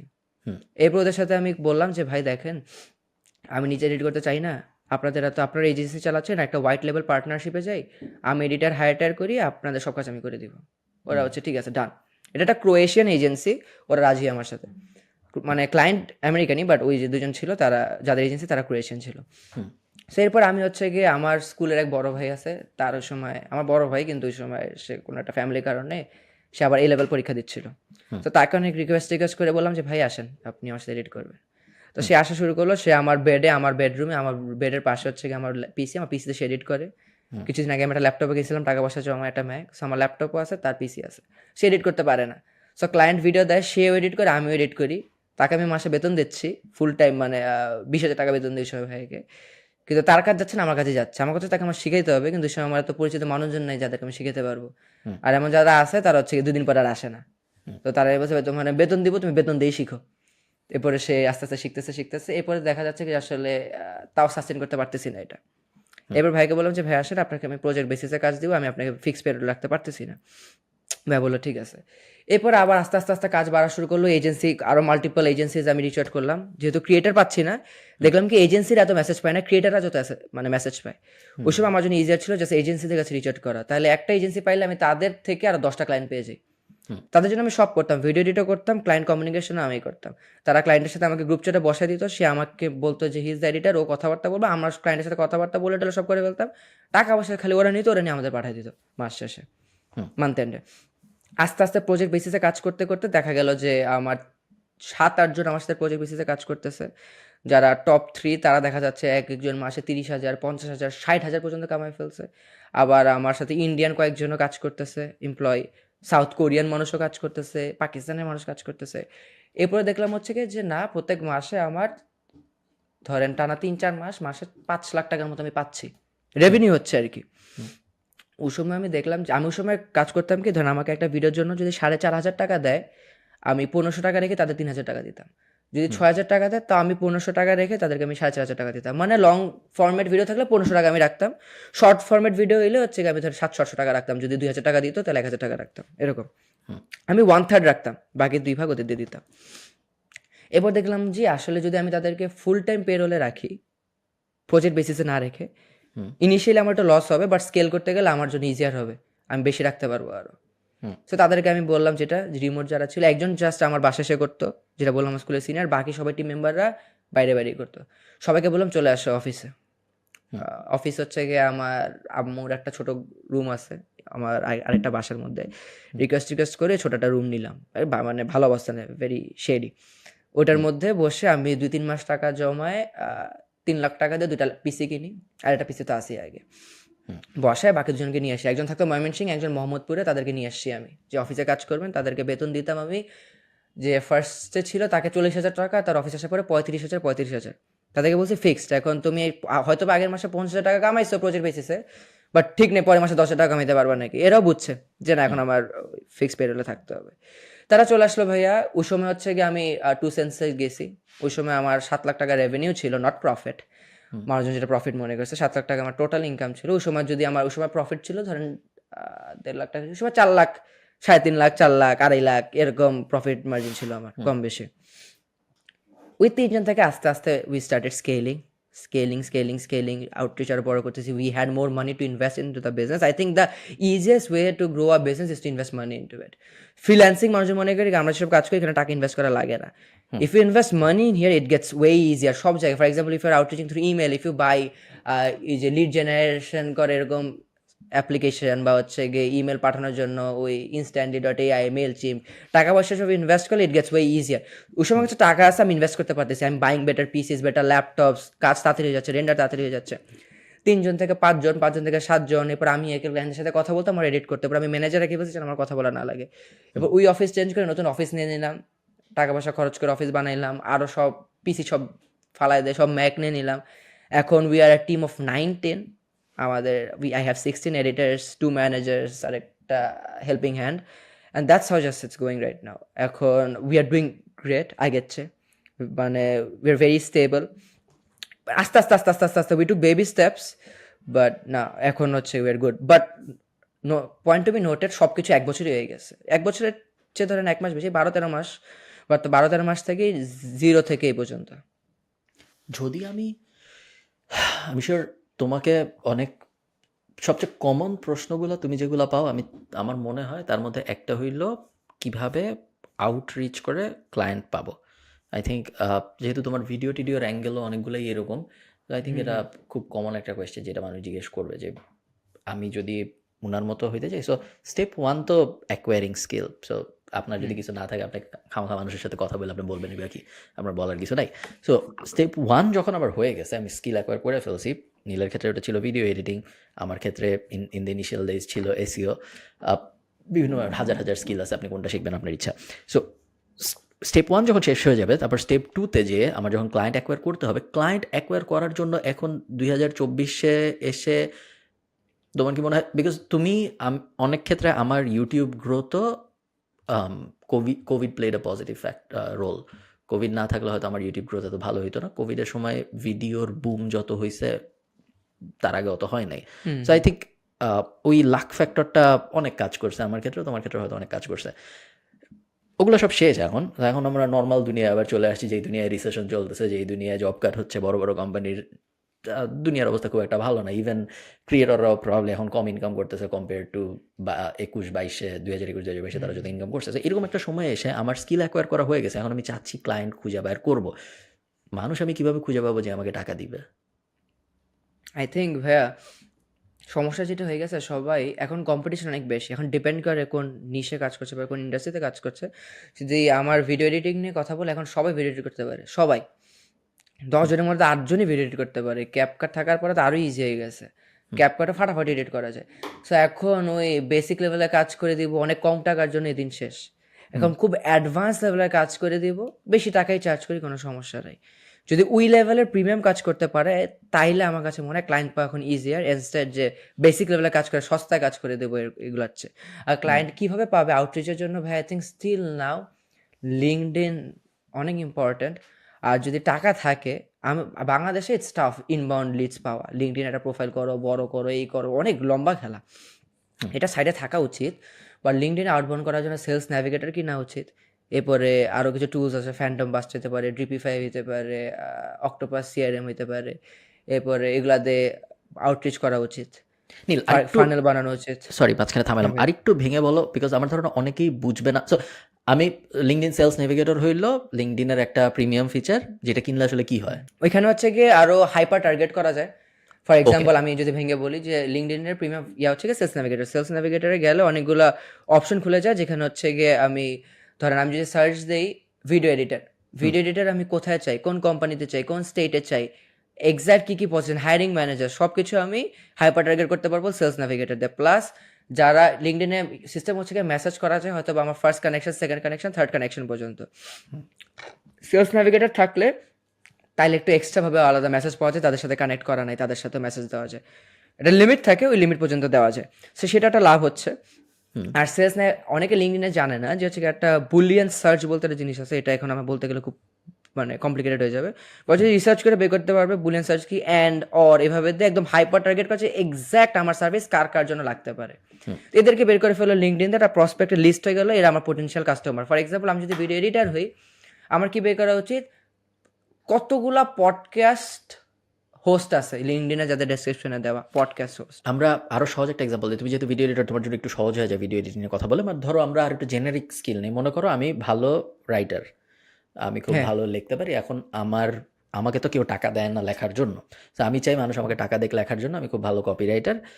এখন আমি লিঙ্কডইনে গেলাম, লিঙ্কডইনে অ্যাকাউন্ট খুলছি, তারপরে লিঙ্কডইন সেলস নেভিগেটর কিনছি। এখন লিঙ্কডইন সেলস নেভিগেটর কেনায় আমার সুবিধা যেটা হয়েছে, এখন আমি আরও হাইপার টার্গেট করে লিঙ্কডইনের প্রোফাইল খুঁজে বের করতে পারবো মানুষের, বিভিন্ন ক্রাইটেরিয়া ম্যাচ করে এরকম।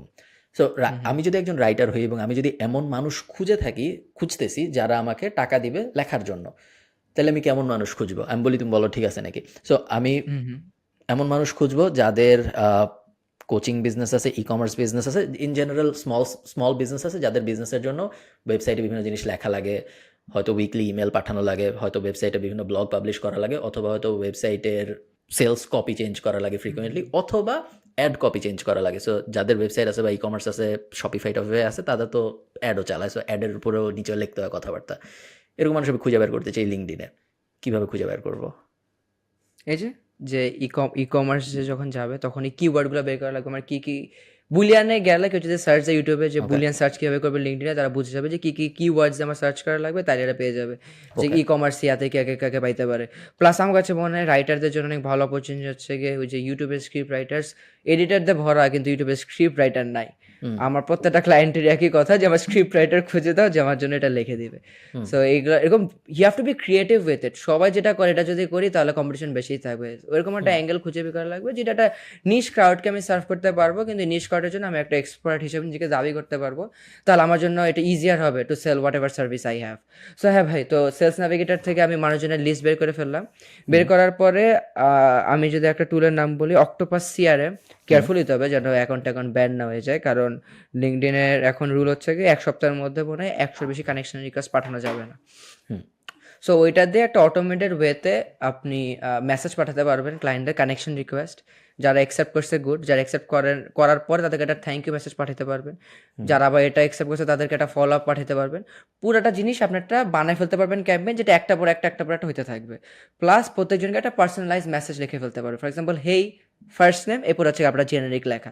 সো প্রত্যেকজনের জন্য ফার্স্ট নেমটা চেঞ্জ হয়ে যাচ্ছে, তারা মনে করছে তাদের জন্য একটা কাস্টমাইজ, একটু নিজেকে স্পেশাল ফিল হবে। এই হয়ে গেল আপনার অক্টোপাস সিআরএম।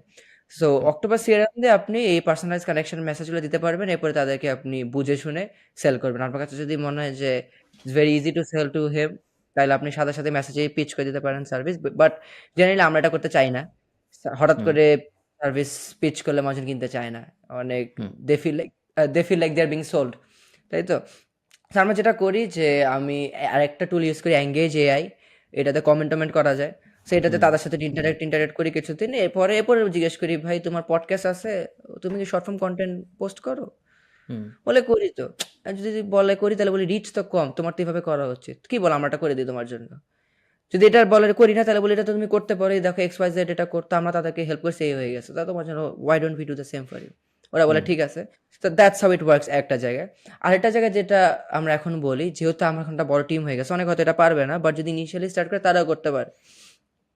আমি মাঝে মাঝে ইনস্টাগ্রামে ক্লায়েন্টদের যখন ডিএম করি আমরা পোটেনশিয়াল লিডসে, তাদেরকে বলি যে হচ্ছে আমি তোমার জন্য ফ্রি স্যাম্পল করে দিব, তোমার যদি ভালো লাগে তাহলে you will consider me for more work or you will refer me to someone else.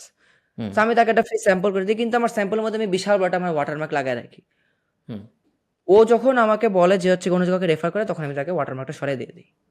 হুম তো আমার যেহেতু কোনো কাজ নেই, আমার যদি কোনো লাভও না হয়, অ্যাটলিস্ট আমার একটা পোর্টফোলিও হচ্ছে যে আমি এতগুলো বড় বড় কাজ করতে পারতেছি। আর সবচেয়ে বড় জিনিস কি ভাইয়া, আমি যেটা ওয়েবসাইট বানাই, আমি যদি আলী আব্দাল, অ্যালেক্স হরমুজি, ইমান গাজ্জি, এরকম বড় বড় ক্রিয়েটার, এদের ভিডিও থেকে ক্লিপ করে, এর না আরও সহজ এক্সাম্পল দিই, ধরুন আমি বাংলাদেশের এডিটার, আমি আপনার ভিডিও থেকে 3টা ক্লিপ এডিট করে আমার ওয়েবসাইটে লাগিয়ে রাখছি। আমি যখন একটা পটেনশিয়াল ক্লায়েন্টকে দেবো, সে মনে করবে আপনার কাজ আমিই করি। হুম সো তারা এই কাজগুলো করতে চায় না। তা আমার ওয়েবসাইটে আমি আলী আব্দুল্লাহ একটা ভিডিও এডিট করে রেখে দিছি 1.5 মিনিট। হুম আমি কিন্তু আলী আব্দুল্লাহর জন্য কিছু করি নাই। বা যখন আমি আমার ক্লায়েন্টকে পাঠাচ্ছি, তারা আমার কাছে, ও আচ্ছা, ও যে benefit of the doubt. So যেটা করা উচিত, লিঙ্কডইনে নামগুলো বের করা উচিত, সিআরএম দিয়ে, অক্টোপাস সিআরএম দিয়ে মেসেজ পাঠানো উচিত, এবার এদেরকে নার্চার করা উচিত, এঙ্গেজ দিয়ে, মানে কমেন্ট টমেন্ট করে ইন্টারেক্ট করা উচিত, এবার যখন সময় ঠিক থাকবে তখন সার্ভিস সেল করে দেওয়া উচিত। আর কেউ যদি মনে করে এত সময় নাই, তাহলে হচ্ছে গিয়ে তারা ম্যাস ইমেইলে চলে যেতে পারে, তারা একসাথে হাজার হাজার ইমেল কিনে হাজার হাজার ইমেলে মেসেজ পাঠিয়ে দিতে পারে। আমরা সিমিলার জিনিস, সো নীল এডিটিং এজেন্সি চালায়, আমরা অনেক দিন ধরে এসিও এজেন্সি চালাচ্ছি, মার্কেটিং এজেন্সি চালাচ্ছি, 6-7 বছর হয়ে যাচ্ছে। আহ, আমাদের আমরা তো প্রি এআই, সো আমাদের সময় এনগেজ এআই এসব ছিল না যখন আমরা শুরু করতেছিলাম জিনিসপত্র, গুড ওল্ড ডেজ, সুন্দর সময় ছিল। আমরা যেটা করতাম, তুমি কখনো লেম লিস্টের নাম শুনছো? হ্যাঁ, it's a email automation tool. So in the early days যখন আমি ফার্স্ট আয়ারল্যান্ডে এসে ফার্স্ট ক্লায়েন্ট খোঁজা শুরু করতেছি, তখন সেটা 2017-18 সালের কাহিনী, অনেক আগের। তখন লেমলিস্ট, তখন তখন আমি ইউটিউবে আমাকে কেউ চেনে না, ইউটিউব চ্যানেল আমি খুলছি 2016 সালের ডিসেম্বর মাসে। ইউটিউবের চ্যানেলে গেলে, অ্যাবাউটে গেলে দেখা যায়। তো মাত্র কয়েক মাস হয়েছে, তো 2016 সালের ডিসেম্বর ইউটিউব চ্যানেল খুলছি, 2017 সেপ্টেম্বরে আমি আয়ারল্যান্ডে আসছি। তো ইউটিউব চ্যানেল খোলার 1 বছরের কম সময়ের মধ্যে আমি আয়ারল্যান্ড চলে আসছি। তো আয়ারল্যান্ডে এসে মাস্টার্স করতেছি। ফ্রিল্যান্সিংয়ে আমি অনেক বড়, ফ্রিল্যান্সিং প্রোফাইল অনেক ভালো, ফ্রিল্যান্সিং থেকে অনেক টাকা পয়সা ইনকাম হচ্ছে, প্লাস অ্যাফিলিয়েট সাইট বানানো, বিক্রি, ওই সাইডেও আমি অনেক বড়। অ্যাফিলিয়েট সাইট রেগুলারলি বিক্রি হচ্ছে, প্রত্যেক বছরে ধরো $50,000 এক্সিট, $40,000 এক্সিট, এরকম আসতেছে। বাট এসিও এজেন্সি সাইডে খুব নতুন, এজেন্সি ক্লায়েন্ট তেমন একটা নাই, ফ্রিল্যান্সিং এরগুলা বাদে, এবং ফ্রিল্যান্সিংগুলোকে আপওয়ার্কে বিল করতেছি। তখন আমরা ঠিক করলাম যে আমরা সেম কনসেপ্টেই আসতেছি, আমরা আউটরিচ করবো। ফ্যান্সি আমি আমরা না, আমি ঠিক করেছি যে এখন আউটরিচ করে ক্লায়েন্ট খুঁজে বের করব। তো আউটরিচ করে ক্লায়েন্ট খুঁজে বের করার জন্য তখন অ্যাপসুমোতে লেম লিস্টের ডিল চলতেছে। এমনিতে লেম লিস্ট আপনারা যখন কিনতে চান প্রত্যেক মাসে টাকা দিতে হয়, বাট অ্যাপসুমো নামে একটা ওয়েবসাইট আছে, ওইখানে একবার টাকা দিয়ে লাইফ টাইম অ্যাক্সেস পাওয়া যায়, অনেকটা প্যাসিভ জার্নাল। তো আমি তখন লেম লিস্ট কিনছি। লেম লিস্ট কেনার পরে লেম লিস্টের মেইন ফান ব্যাপার যেটা ছিল সেটা হইল এই অটোমেশন একই রকম। সো হেই ফার্স্ট নেম, আমি ইমেলে ওইভাবে ইমেল এবং নামের ডেটাবেস বানায়, এক্সেলের ডেটাবেস বানায় লেম লিস্টে ফিল্ড করলে লেম লিস্ট ইমেল সাজায় দিতে পারতো। ইউনিক ব্যাপার যেটা ছিল সেটা হলো লেম লিস্টের ভিতরে কিছু মানুষ ছিল, মানে ছবি, বুঝছো, স্টক ফটো, যে মানুষগুলোর হাতে এরকম একটা মনিটর ধরা থাকতো, এবং এই মনিটরের ভিতরে আমি যাকে ইমেল করতেছি তার ওয়েবসাইটের একটা স্ক্রিনশট অটোমেটিক্যালি বসানো যাইতো। সো তুমি জিনিসটা চিন্তা করো, মনে করো আমাদের একটা ক্লায়েন্ট MMK ইলেকট্রিশিয়ানস, এখন উনি আমাদের client, ছবিটা দেওয়া। তার ওয়েবসাইটের ছবিটা আসতো। সো MMK ইলেকট্রিশিয়ানসকে আমি একটা মেইল করতেছি, এখন আমাদের ক্লায়েন্ট, ওই সময় আমাদের ক্লায়েন্ট ছিল না সে। মেইলটা হলো, হেই মাইকেল, আমি অমুক, আমি মাত্র ট্রিনিটি থেকে বেরোইছি, আমি ফ্রিল্যান্সিংয়ে অনেক বড়, এই যে আমার ফ্রিল্যান্সিং প্রোফাইল, আমি তোমার ওয়েবসাইটটা দেখতেছিলাম, এবং তোমার ওয়েবসাইটটা দেখে আমার এই জিনিস মনে হয়েছে, আমি কি তোমাকে একটা অডিট পাঠাবো নাকি? নিচে আমার একটা ছবি, এরকম একটা ল্যাপটপ ধরা, আমি ল্যাপটপের ভিতরে ওর ওয়েবসাইট। এখন এই জিনিস কিন্তু আমি প্রত্যেকটা ক্লায়েন্টের জন্য করিনি, এটা অটোমেটিক্যালি লেম লিস্টের ভিতরে হইতো। লেম লিস্টে ইউআরএল দিলে এই সেম ছবির ভিতরেই স্ক্রিনের ভিতরে ওর ওয়েবসাইট চেঞ্জ হয়ে যেত। তো সব ক্লায়েন্ট একটা ছবি পাইতো, একটা ইমেল পাইতো, যেখানে উপরে তার নাম ধরে অ্যাড্রেস করা, ভিতরে আমি একটা ল্যাপটপ ধরে আছি, যে ল্যাপটপে তার ওয়েবসাইট লোড হওয়া। তখনও কিন্তু আমি অডিট ফডিট কিছু করিনি। অনেকে আমরা এটা বলতাম আমি অলরেডি একটা অডিট করছি, তুমি কি অডিটটা চাও নাকি, চাইলে আমাকে জানাও। করি নাই কিন্তু আসলে করিনি, আসলে উনি যখন রিপ্লাই দিবে তখন করব। আমাদের ফার্স্ট 18 থেকে 20টা ক্লায়েন্ট এভাবে আসছে, জাস্ট কোল্ড ইমেল করে। এবং কোল্ড ইমেল আমরা পাঠাতাম, র্যান্ডম মানুষকেও পাঠাইতাম, বাট মেইনলি কোল্ড ইমেল আমরা পাঠাইতাম হইলো, আমরা দেখতাম কে ডিরেক্ট পেইড ডিরেক্টরিতে সাইন আপ করছে। সো বিদেশে আপনারা যারা গুগল করলে ইয়েলো পেজ টাইপ ডিরেক্টরি যেগুলো আছে, অনেক ডিরেক্টরি আছে পেইড, যেসব ডিরেক্টরিতে সাইন আপ করতে টাকা লাগে। সো স্মল বিজনেসরা যেটা করে সেটা হলো তাদের বিজনেসকে তারা আরেকটু আইবল দেওয়ার জন্য বিভিন্ন ডিরেক্টরিতে টাকা দিয়ে সাইন আপ করায় রাখে। এইসব বিজনেস আমরা খুঁজে বের করতাম, এইসব বিজনেসের ইমেল খুঁজে বের করতাম এবং তারপরে ইমেল পাঠাতাম উইথ আ হাইপোথেসিস যে আপনারা যেহেতু একটা ডিরেক্টরিতে টাকা দিয়ে নিজেদের ওয়েবসাইটকে এনলিস্ট করায় রাখছেন, আপনারা সম্ভবত আপনাদের ভিজিবিলিটি আরও ইনক্রিজ করতে আগ্রহী অর্গ্যানিক এসিও দিয়ে, এই কারণে আপনারা প্রবলি আমাদের আইডিয়াল কাস্টমার হইতে পারবেন। এবং আমাদের শুরুর 18টার মতো ক্লায়েন্ট এভাবে আসছে একদম জিরোর থেকে, জাস্ট কোল্ড ইমেল দিয়ে। প্রত্যেক দিন জাস্ট আমরা কোল্ড ইমেল পাঠাইতাম, কেউ রেসপন্ড করলে তার সাথে গল্প করা শুরু করতাম, ইভেনচুয়ালি ক্লায়েন্ট হইতো। সো এই কাহিনী আমি এই জন্য বললাম যে কোল্ড আউটরিচ অনেক সময় একটা নেগেটিভ কনোটেশন পায় মানুষের, যায় আমার চিনে না, কোনোদিন আমার সাথে কথা শুনে নাই, হঠাৎ করে আমি একজনের বলবো যে ভাই তুই আমার সার্ভিস কেন, ওকে আসলেই কোনোদিন আমাকে টাকা দিবে নাকি। এটা খুব কমন একটা ধারণা মানুষের যে প্রবাবলি দিবে না, বাট আসলে দেয়। আসলে দেয়। আর এটা ভেরি, আপনি যেটা বললেন ক্রেজি অ্যান্ড ভেরি ইন্টারেস্টিং। আমি জানতাম না এভাবে করা, যে আমরা যেটা মাঝে মাঝে করি, যে যেহেতু আমরা যখন কোচদের টার্গেট করি, আমরা সাবজেক্ট লাইনে লিখি যে is this Michael question mark. তো মাঝে মাঝে প্রথম 2-3টা লাইন যেটা দেখা যায়, আমরা এইভাবে লেখার চেষ্টা করি যে ওরা যেন মনে করে আমি একটা পোটেনশিয়াল কাস্টমার, ওর কোচিং সার্ভিস কিনতে আসছি, যেন অ্যাটলিস্ট ইমেলটা ঢুকে খুলে দেখাবে কি লেখছি। তোমার একটা ক্লায়েন্ট, আমি খুব বেশি আমার অন্যান্য বাংলাদেশি এজেন্সি চালাচ্ছে এরকম মানুষজনের সাথে কথাবার্তা হয় না, সেই কারণে এত ইনডেপথ আলাপ আলোচনা হয় না। একবার যখন একটা ক্লায়েন্ট হয়ে যায়, তখন আমরা সেকেন্ড যে কাজটা করি সেটা হইলো, সেই ক্লায়েন্ট, মনে করো তোমার একটা ক্লায়েন্ট হয়েছে, সেই ক্লায়েন্টের সাথে খুব ভালো সম্পর্ক, সেই ক্লায়েন্টকে তুমি এখন প্রত্যেক মাসে সার্ভিস দিচ্ছ, 3-4 মাস অলরেডি দিয়ে ফেলছো। সো আমাদের এলটিভি এখন 7-8-9 মাসে চলে গেছে। না, আমাদের অন অ্যান অ্যাভারেজ ক্লায়েন্ট বছরখানেক থাকে আমাদের সাথে। সো লাস্টের হাফে এসে, সো 4-5 মাস পরে যে আমরা যেটা করি, আমরা ওই ক্লায়েন্টকে ইনস্টাগ্রামে ফলো করে ওনার ফলো লিস্ট দেখে, উনি যাদেরকে ফলো করে এবং যারা ওনাকে ফলো করে এর মধ্যে যে কটা বিজনেস আছে, সেই বিজনেসগুলোকে আমরা রিচ আউট করি উইথ অ্যান ইন্ট্রো যে আমি ওনার সাথে কানেক্টেড, তোমাকে হাই বলতেছি। বুঝতে পারছো আমি কি বলছি? বুঝছি। তো একটা অর্গানিক ইন্ট্রো হিসেবে কাজ করে। আমি তোমাকে আবার এক্সাম্পল দিই, মনে করো দ্য ফ্যামিলি এডিট আমাদের একটা ক্লায়েন্ট, আসলেও ক্লায়েন্ট। সো ওদের ইনস্টাগ্রামে ওদেরকে যারা ফলো করে এবং ও যাদেরকে ফলো করে, এই দুজনের এই ইনস্টাগ্রামে ফলো লিস্ট দেখা যায় কেউ বিজনেস হইলে, আপনি যদি তাদের ফলো করেন। সো ওই ফলো লিস্টটা আমরা দেখি যে এই ইনস্টাগ্রাম ফলোগুলোর মধ্যে কোনগুলা বিজনেস, যেগুলো বিজনেস সেইগুলোকে আমরা ফলো করি এবং তারপর ওগুলোকে আমরা মেসেজ পাঠাই যে আমি অলরেডি ফ্যামিলি এডিটের সাথে কাজ করি, এই কারণে আমি তোমাকে ফলো করলাম, তোমার এই ছবিটা অনেক সুন্দর, শেষ কথা এখানে। এবং তারপরে 1-2 মাস পরে যায় এগুলোর অনেকগুলো আবার টার্নস আউট ক্লায়েন্ট কনভার্ট হয়ে যায়।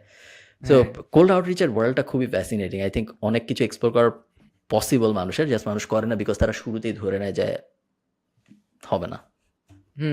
আমরা চেষ্টা করি এরকম, যে হচ্ছে যদি কোনো বড় ক্রিয়েটারের সাথে কাজ করি, তার আশেপাশে বন্ধু বান্ধব যেগুলো থাকে বা ফলো টলো করে, এদেরকে বলে যে হচ্ছে আমাদের সাথে কাজ করছি এই জন্য। আর আমাদের ভিডিও এডিটিং এর জায়গাটা না ভাই একটু ডিফারেন্ট, যেহেতু আমি যদি বড় 1-2টা ক্রিয়েটারের সাথে কাজ করি, এটা সবার জন্য ওয়েল নোন ফেস হয়ে যায়। তো 1-2জনের নাম দিয়ে আমি সবার জন্য চালায় ফেলতে পারি। এই যে যেমন অটোমেশন একটা চ্যানেল আছে, magnets media, I think it's the biggest, if I am not wrong, which A faceless automated channel. এদের জন্য একটা ভিডিও করছি, it's a milestone for me. তখন যে কেউ যদি ফেসলেস ভিডিও এডিট করতে চায় আমার কাছে, আমি তাদের সাথে বলে ফেলতে পারি পৃথিবীর সবচেয়ে বড় চ্যানেলের সাথে কাজ করে ফেলছি। তো পার্সোনালি ইন্ডিভিজুয়াল তাকে চিনে এরকম বলা লাগে না, 1-2টা বড় নাম বলে ফেলতে পারলো, যেরকম বেঞ্চমার্ক হয়ে গেছে 2-3টা প্রজেক্ট, এগুলোতে আমরা করতে পারি। বাট সিমিলার আপনি যেটা বলেন, এভাবে আমরা মাঝে মাঝে চেষ্টা করি যে তাদের নেটওয়ার্কের মধ্যে কিছু পাই নাকি। আমরা ক্লায়েন্টদের ইনসেন্টিভ দেওয়ার চেষ্টা করি, আপনি যদি রেফারেল দেন আমরা একটু এই ওই করে দিব, XYZ করে দিব। আমি যেমন মাঝে মাঝে ক্লায়েন্টরা যদি প্যাকেজ কিনে তাদেরকে ফ্রি থাম্বনেলসও দিই, আমাদের থাম্বনেল সার্ভিস না, বাট আমি একটা ডিজাইনার রাখছি শুধুমাত্র ইনসেন্টিভ দেওয়ার জন্য, বা এরকম 2-3 মাস হয়ে গেলে তাদেরকে বলি। আমরা কত ক্লায়েন্ট যে এরকম আছে যাদেরকে আমরা ওয়েবসাইট বানায় দিছি যাতে আমরা তাদের এসইও করতে পারি।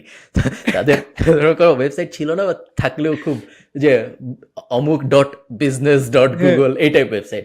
তো আমরা ওয়েবসাইট দিয়ে শুরু করছি এবং ইনিশিয়ালি লস হয়, বাট ইভেনচুয়ালি আমরা লং টার্মে তাদেরকে ওয়েবসাইটের পরে যেহেতু এসইও আসে, এসইও বেচে তাদের কাছ থেকে আমরা টাকা উঠাই নেই।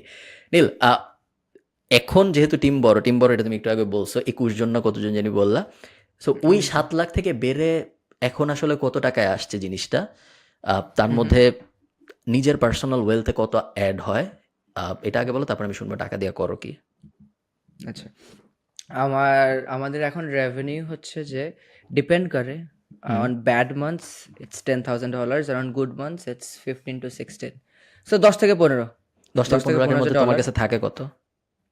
আমার কাছে থাকে হচ্ছে কি, আমার এখন আপাতত অ্যাট দিস টাইম এই মাস পর্যন্ত আমার খরচ হচ্ছে গিয়ে মাসে 5.5 লাখ টাকা, হাইয়েস্ট গেলে 6 লাখ টাকা খরচ তোমার, আমি বলতেছি যে তোমার খরচ। ধর বছরে তোমার এজেন্সির ইনকাম হচ্ছে 1-1.5 আমি কোটি। মাসে বলতেছি ভাই, মাসে হচ্ছে গিয়ে আমি, আমার যেহেতু অনেক আস্তে আস্তে বাড়তেছে, আমার বাৎসরিক এখন বলা অনেক বাৎসরিক কঠিন। হিসাব, আচ্ছা ওকে, আমার যদি মাসে 10 থেকে 15 লাখ টাকা লাভ হয়, হাফ থাকে। মানে যদি ইনকাম হয় আমার, হ্যাঁ আমার 5 লাখ টাকা হয়ে যায়, so আমার হাফ বা হাফের ডাবল থাকে। আমার আমার লাভ হয় 6 থেকে 12 লাখ টাকার মতো লাভ হয়। ওকে, সো যদি তোমার আমার সহজ বাংলায় যদি আমরা বলি, তোমার ব্যাংক অ্যাকাউন্টে, পার্সোনাল ব্যাংক অ্যাকাউন্টে প্রত্যেক মাসে 4-5 লাখ টাকা অ্যাড হয়। না, এর বেশি হয়। এর দশ বেশি লাখ হয়। 10 লাখ পর্যন্ত অ্যাড হয়। যদি 15 লাখ টাকা হয়, তাহলে যদি 5 লাখ 5.5 লাখ টাকা আচ্ছা, আমার স্যালারি ট্যালারি সব থাকে, তাহলে 10 লাখ টাকার মতো হয়। ওকে ঠিক আছে। সো এই যে 10 লাখ টাকা যে অ্যাড হচ্ছে, এই টাকাটা তারপর কি হয়, করো কি? কি হয় আমার কাছে, আমি মনে হয় আমি যদি অনেক উড়ায় ফেলি, খাই দেয় সব কিছু ফেলি, তাও তো আমার মাসে আমি 2 লাখ টাকা খরচ করতে পারবো না। হয়তো বা আমি 3-4 মাস পর পর যে একটা ফোন কিনবো, এই কিনবো, একটা ল্যাপটপ কিনবো, আইপ্যাড কিনবো, এরপর বাকি টাকা কি করি। এমন না আমার কাছে অনেক টাকা আছে, বাকি টাকা পুরাটাই আমি রিইনভেস্টিং ইট এভরিথিং ইন দ্য বিজনেস। যেহেতু আমার ফ্যামিলি টেক কেয়ার করা লাগে না, আমার কিছু প্রোভাইড করা লাগে না, আমার বাসায় আমার উপর কোনো এক্সপেকটেশনই নেই, জাস্ট আমার ইউনিভার্সিটিটা আমি নিজে চালাই, বাকি আমার কোনো খরচ নেই। সো ধরেন মাস আমি আমার বেতন সেট করে রাখছি আমি 50,000 টাকা, সের বেশি আমার লাগে না। বাট যখন আমি রিসেন্টলি একটা গাড়ি কিনছি, গাড়ি কেনার পিছনে খরচ হয়েছে আমার 27-28 লাখ টাকা। এই হচ্ছে কি আমি জমা কিনে ফেলি। But for the most part আমি যেটা করি, প্রথমে ধরেন ছিল হচ্ছে কি পিসি, আমি আগে ছিল কি আমার অফিস মর্নিং শিফট ছিল আর নাইট শিফট ছিল ভাইয়া। তো তার মানে ধরেন আমার ল্যাপটপ 10টা আছে, সকালে 10 জন করে, রাতে 10 জন করে, একই ল্যাপটপ দিয়ে। তো আমি দেখতেছি কি রাতের পোলাপাইনগুলো ভালো করে কাজ করতে পারতেছে না। আমার টার্গেট ছিল আমার কস্ট কমে যাবে ডিভাইসে। সেকেন্ড জিনিস হচ্ছে গিয়ে যদি রাতে কাজ করে তাহলে আমার ইউএস টাইম জোনের সাথে মিলে যাচ্ছে। মাঝে মাঝে একটু ধরেন বানান, যেহেতু ভিডিও এডিটিং আমাদের ভুল এমনই হয়, বানান ভুল হয়ে গেছে, এটা কাট ঠিক হয় না, ওরা ইনস্ট্যান্টলি রিভিশন করে দিয়ে দিতে পারবে।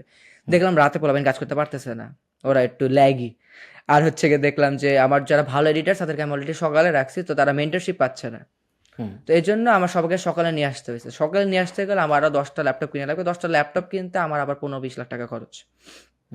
যখন আমি টাকা পাই আমি নতুন ল্যাপটপ কিনি। আমার যদি 18-19টা ল্যাপটপ থাকে, শুধুমাত্র ওই যে ম্যাকের যে একটা হাব থাকে, ওই যে হাব, এই হাব, কিবোর্ড, হেডফোন, মাউস, এইগুলার 20টা কিনতেই হচ্ছে গিয়ে আমার 5-6 লাখ টাকা খরচ হয়েছে। এগুলো একবার সব মিলায় 5-6 টাকা খরচ হয়ে গেছে। সো আমার যা আছে অফিস বানাতে ধরেন আমার এই XYZ খরচ হয়ে গেছে। সো অফিস, বাস, এই ল্যাপটপ ট্যাপটপ সব কিছু I am still reinvesting every month. আমি ইনভেস্ট, এখন যদি আমি আগে মাসে আবার পাই, আমার অফিসে ধরেন এখন M1 আসছে, আমি M1 ফালা, এখন আমি M2 নিব, হয়ে গেলে M2 ফালা আমি M3 নিব। আবার যদি আসে পরে আমি চেষ্টা করবো যে একটু হায়ার নিউ পিপল। আর আমার সবচেয়ে বড় সমস্যা হচ্ছে, আমি জানি না আপনার সমস্যা হয় নাকি, আপনার মানুষজন যারা কাজ করে এজেন্সি, তারা কি বাংলাদেশের আপনার এমপ্লয়িজরা? অনেকেই বাংলাদেশের, হ্যাঁ। আচ্ছা, আপনি মানুষ পান কিভাবে, ভালো মানুষ খুঁজে পান কই? প্যাসিভ জার্নাল আমাদের থেকে? প্যাসিভ জার্নাল থেকে আসে সব। প্যাসিভ জার্নালের আগে কি করতেন? প্যাসিভ জার্নালের আগে আমাদের আসলে এরকম সময় ছিল না যখন আমাদের অনেক মানুষ লাগতো, 1টা 2টা লাগতো, তখন ফিলিপাইন থেকে অনেক নিতাম আমরা। এবং হ্যাঁ, ফিলিপাইন থেকে নিতাম, আপওয়ার্ক থেকেও নিতাম, আর টুকটাক বাংলাদেশি যদি পাইতাম নিতাম, বাট মেইনলি তখন ফিলিপাইন থেকে আসতো আই থিঙ্ক। আমার যেটা প্যারা হয় ভাই, আমি মানুষ খুঁজে পাই না। আমার কাছে মনে হয়, আমার কাছে, আমার আর আপনার কাছে যত মেসেজ আসে, দুনিয়ার বাংলাদেশে কারো কাছে মেসেজ আসে না, কারণ আমাদের ফ্যান মেসেজ দেয় না, আমাদের চাকরি দেন এমন মেসেজ আসে। তো আমি মানে ডেইলি কয়েকশো মেসেজ পাই চাকরি পাই। স্পেশালি আমার চেয়ে বেশি মানে ভিডিও এডিটারের অ্যাপ্লিকেশন পুরো বাংলাদেশে কারো কাছে নাই, এত ভিডিও এডিটার অ্যাপ্লিকেশন আমার কাছে। কিন্তু আমাকে যদি বলে নীল ফাইন্ড মি 3 ভিডিও এডিটার্স যারা অনেক ভালো, আই ক্যান নেম এনি। কারণ তারা আইদার অনেক সার্ভিস লেভেলের জিনিসপত্র পারে, বা আমার যেহেতু সব অফিসে, আমার অফিসের লোক লাগবে, আমি রিমোটলি নিব না। সো আমার যারা আসে সবাই রিমোটলি অ্যাপ্লাই করবে। আর যারা অফিসে কাজ করতে চায় তারা কাজ কিছু পারে না। আর যারা হচ্ছে কাজ পারে তারা বাসায় বসে কাজ করতে চায়। তা আমার মিলতেছে, কারণ আমি দেখছি ভাই অফিসে আমার জন্য এটা অন সাইট অনেক বেশি এফিসিয়েন্ট। যেহেতু আমি রিমোট চাকরি করছি 3 বছর, আমি বুঝি 1-1.5 বছর আর ভালো লাগে না, এই আলসামি শুরু হয়েছে, সেরকম হবে না।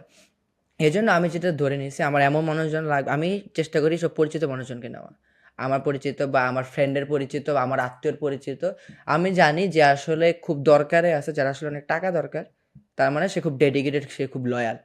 এরপর তাকে আমি 2 মাস বলি তোকে কোনো টাকা পয়সা দিব না, তোর কোনো কাজও করাবো না, তুই খেলে বসে থাকবি, দিন 8 ঘন্টা বসে থাকতে হবে। ও বসে থাকে, বসে আমি একটা ল্যাপটপ দিয়ে দিও, ল্যাপটপে বসে থাকে, ও কোনো ক্লায়েন্টের কাজ করে না, কিচ্ছু করে না, অন্য এডিটারটা ক্লায়েন্টের কাজ করছে, সেই কাজটাই ও করে। আমি 2 মাস পরে দেখি ও ঠিক আছে, 2 মাস পরে আমাকে হায়ার করে ফেলি। ধর প্রথমে শুরুতে 10-15 হাজার টাকা নিচে ওটাই 15,000 টাকা হায়ার করে ফেলি, যদি 2 মাস ঠিক থাকে 25,000, যদি ঠিক থাকে আমি আই থিঙ্ক আমার যদি ভাই 1 বছর হয় নাই, তারপর আমি আমার এডিটরকে 50-60 হাজার টাকা করে বেতন দিই, এমন আছে। আমি অনেক টাকা দিই, আমি হেভি প্রমোশন দিই, জাস্ট সো দ্যাট আমার কথা হচ্ছে সিম্পল, আমার কাছে অনেক টাকা থাকবে, অনেক টাকা কামাবো আমি, আমার অনেক টাকা তুমিও নিয়ে যাও। But I am very transparent with that. বাংলাদেশে এটা সমস্যা হয়, তারা যখন ধরেন ইউটিউবে দেখে যে সে 7 লাখ টাকা কামাইতেছে, আমি 30,000 টাকা কামাচ্ছি, অনেকে দিতে নাই পারে যে আমি তো কম কামাচ্ছি কেন। আ- ওদের সাথে মানে ট্রান্সপারেন্ট, যদি আমি 10 লাখ টাকা কামাই, তুমি 50,000 টাকা কামাবা। তুমি যদি 3 লাখ টাকা কামাতে চাও, কোনো সমস্যা নেই, আমি তোমাকে 30 লাখ টাকার কাজ এনে দেবো, তোমার এই কাজটা করে দিতে হবে আমাকে, and they are fine with it. হুম আমার টাকা পয়সা নেই, finance them, transmit with everyone যে I am gonna make 10x more money than you. তাহলে আমাকে এত টাকা কামাতে যেন আমার 10 ভাগের 1 ভাগ হলে তোমার এতখানি হয়ে যায়। হুম এইভাবে আমি বুঝে গেছি যে এখন the only way for me to recruit talents is to find people who are loyal and I have to nurture them into being a good editor. কারণ আমি শুরু থেকে একটা ভালো এডিটার পাবো না, এটা ইম্পসিবল অ্যাট দিস পয়েন্ট, যে তার এই লয়াল বা হচ্ছে গিয়ে ডেডিকেটেড। বাংলাদেশের সবচেয়ে বড় বাংলাদেশের তরুণ সমাজের, আমি এখন একটু আহ, তরুণের একটু উপরে চলে গেছি, তো তোমার এইজ ব্র্যাকেটের মানুষজনদের সবচেয়ে বড় সমস্যা বা ডিলিউশন যেটা, সেটা হলো আমি অনেক কিছু পারি কিন্তু কেউ আমাকে কাজ দেয় না, কারণ কেউ বুঝে না যে আমার স্কিল কত ভালো। এই আমাদের বেশিরভাগ মানুষ যে কিছু সব সিমিলার এক্সপেরিয়েন্স আমাদের সবার। আমরা কয়েকদিন আগে ফাউন্ডেশনের জন্য একটা ভিডিও এডিটর খুঁজতেছিলাম। তো আমাদের নিজেদের ভিডিও এডিটর খুব বেশি লাগে না, বাট অন্য থার্ড পার্টি যখন কেউ চায় আমরা চেষ্টা করি খুঁজে দেওয়ার আমাদের স্টুডেন্টদের মধ্যে থেকে। এত কঠিন পাওয়া, শুধু ভিডিও এডিটর না, যে কোনো কিছু, যে কোনো স্কিল, লিটারেলি যে কোনো স্কিল, এসইও থেকে শুরু করে হাবিজাবি যাই বলো, এত কঠিন একটা মানুষ পাওয়া যে কিছু পারে, অকল্পনীয়।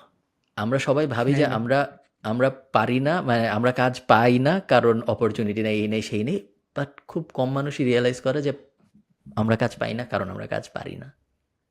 আসলে কারণ ভাই ওই যে তারা একটা সারফেস লেভেলে কাজ করে মনে করে যে আমি পারি, তারা এন ডেপথ যায় না, এক্সপার্ট হয় না। আর আই থিঙ্ক তারা কখনো হতে পারবেও না তারা যদি কাজ না পায়, কারণ আই থিঙ্ক এক্সপার্টিজের একটা লেভেল আছে যেটা পাওয়ার জন্য you have to work with clients, নিজে নিজে করে you can't go that fur.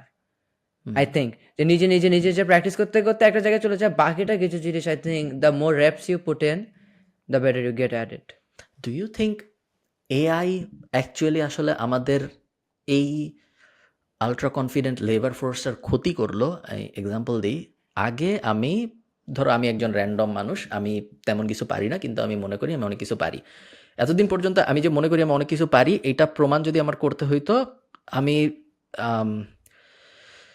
So let's take LinkedIn একটা এক্সাম্পল হিসেবে। আমার লিঙ্কডইনে ফলোয়ার আছে অনেক, আমার ধরো 50-60 হাজার ফলোয়ার আছে। আমি যখন এখন 70,000 মনে হয়। 70,000 ফলোয়ার আছে। সো আমি যখন লিঙ্কডইনে কোনো কিছু পোস্ট করি, এখন পোস্টের ভিতরে ধরো 100 কমেন্ট যদি আসে, 50টা চ্যাট জিপিটি দিয়ে লেখা কমেন্ট। খুবই বিরক্তিকর, দেখলেই বোঝা যায়। কিন্তু যিনি কমেন্ট করতেছেন তার মাথার মধ্যে আমি শিওর ব্যাপারটা হচ্ছে যে আগে আমি ভুল ইংলিশে লিখতাম, এখন আমি খুব ভালো ইংলিশে লিখি, আমার মনে হয় ইমপ্রুভমেন্ট হয়েছে। অথবা অন্য অন্য অ্যাঙ্গেলের এক্সাম্পল দিই, আগে ধরো তোমাকে আমি শিওর অনেকে পাঠায়, আমাকেও অনেকে পাঠায়, ভিডিও এডিট করছি ভাই আপনার, বা আপনার একটা থাম্বনেল এডিট করছি দেখেন।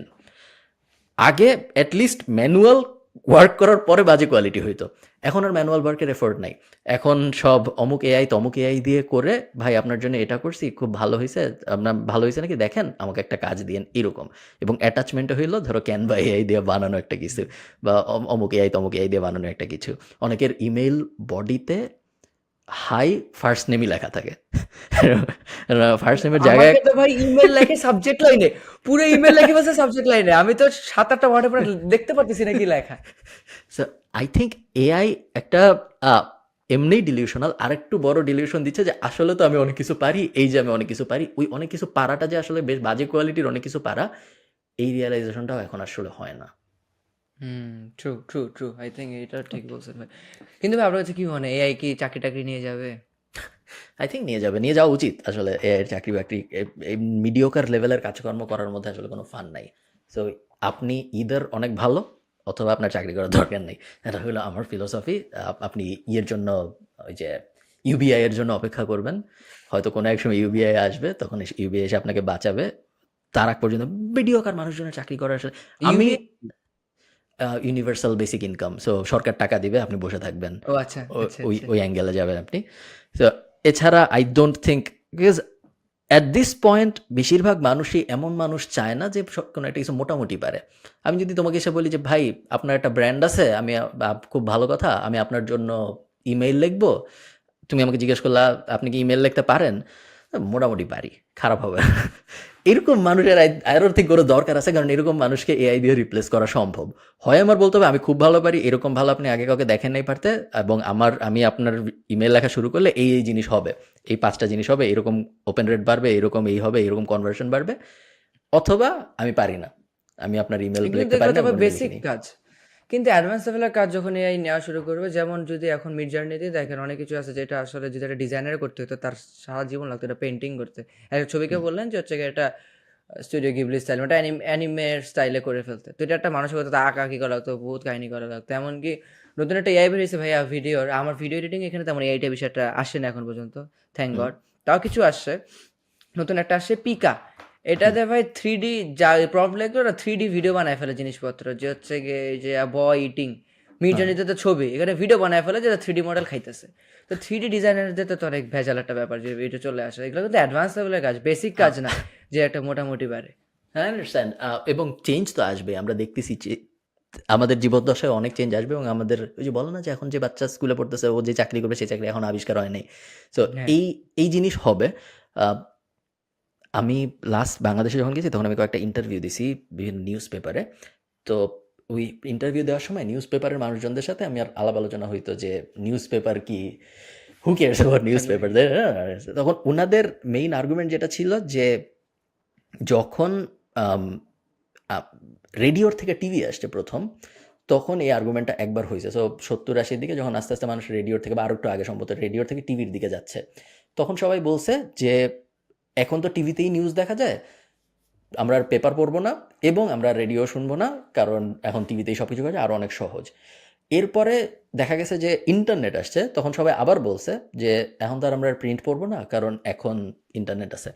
সো অনেক 3-4টা এরকম ফেজ গেছে প্রিন্ট নিউজ পেপারের জগতে, যেখানে ওদের প্রত্যেকবারই মনে হয়েছে, পুরো দুনিয়া ওদের বলছে যে প্রিন্ট নিউজ থাকবে না, বাট প্রিন্ট নিউজ তারপরেও থাকছে। এবং যদিও প্রিন্ট নিউজের কনজিউমার হয়তো কম, বাট প্রিন্ট নিউজের অনেকটা আহমেদ ফাহাদের ইউটিউব চ্যানেলের মতো কম, বাট তোমার অথরিটি অনেক বেশি। যে একটা ধরো তুমি যদি একটা তোমার নেক্সট ইউটিউব ভিডিওতে বা তোমার স্ট্যাটাসে একটা ভুল কিছু বলো, হবে একটু ব্যাকলাশ হবে, but not at the level যদি প্রথম আলো একটা 18 নম্বর পেজে একটা ভুল জিনিস লেখে। প্রথম আলো যখন 18 নম্বর পেজে একটা ভুল জিনিস লেখে, তার 2 দিন পরে প্রথম আলোর ওইটা ইকুয়াল ইম্পর্টেন্স দিয়ে অ্যাপোলজি দিতে হবে, মামলা টামলা হবে, ঝিনাইদহের কোর্টে ক্রেডিবিলিটি আছে আর কি, ক্রেডিবিলিটি আছে। অনেক ক্রেডিবিলিটি আছে কম্পেয়ার টু আমাদের। সো ওই ক্রেডিবিলিটির জায়গাটা যাইতে অনেক সময় লাগবে বলে মনে হয়। এটা ঘুরায় পেঁচায় বলা, but I don't think AI খুব সহজে বড় ভালো স্কিল আছে এরকম মানুষদের জিনিসপত্র নিয়ে যাবে। অ্যান্ড ইটস আ ব্যাটল, বলা যায় না যদি নিয়ে যায় ইভেনচুয়ালি। তুমি কি ইয়ের সাথে পরিচিত? একটা টার্ম আছে এই যে স্পেশিস্ট, যারা মনে করে ধরো সেক্সিস্ট যারা, তারা হুম এক সেক্সকে অন্য সেক্সের থেকে ভালো মনে করে, কথার কথা।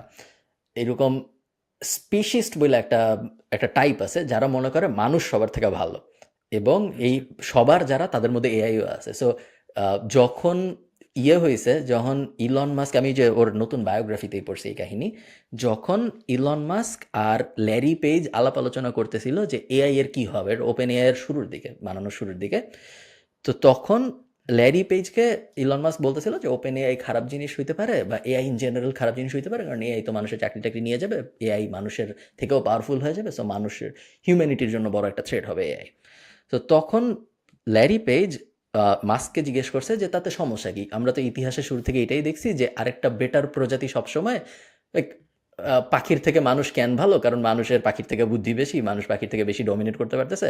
তো একইভাবে এআই যদি মানুষের থেকে ভালো হয়, তাহলে এআই মানুষকে ডমিনেট করবে, ন্যাচারাল এভলিউশনের প্রসেস হিসেবে ও এটা ওর আর্গুমেন্ট বলছে। তো তখন ইলন মাস্ক বলছে যে না, আমি তো চাই মানুষ ভালো করুক সবসময়, মানুষের থেকে অন্য কেউ কখনো ভালো হবে এটা আমি মানতে পারবো না। ওইখান থেকে ব্যাপারটা আসছে, যারা এই জিনিস বিশ্বাস করে যে মানুষই মানুষের থেকে ভালো কেউ হইতে পারবে না, এআই মানুষের জিনিসপত্র নিতে পারবে না, তাদেরকে বলা হয় হইল স্পিশিস্ট। তারা এক স্পিশিস, মানুষ জাতিটাকে তারা মনে করে যে এআই, ওখান থেকে স্পিশিস ব্যাপারটা আসছে। আর আই থিঙ্ক আমাদের আপনার জীবদ্দশায় আপনি কি ইলন মাস্কের সাইডে নাকি ল্যারি পেজের সাইডে? আমি যখন যেটা পড়ি তখন আমি ওর সাইডে থাকি কিছুদিন। So, আমি ঠিক জানি না কি হবে। আই থিঙ্ক আমাদের ইন্ডাস্ট্রিগুলায়, আমার ইন্ডাস্ট্রিতে এবং তোমার ইন্ডাস্ট্রিতে আই থিঙ্ক অনেক চেঞ্জেস আসবে। মোর ট্র্যাডিশনাল ইন্ডাস্ট্রিতে আই ডোন্ট থিঙ্ক খুব তাড়াতাড়ি কোনো বড় চেঞ্জ আসবে।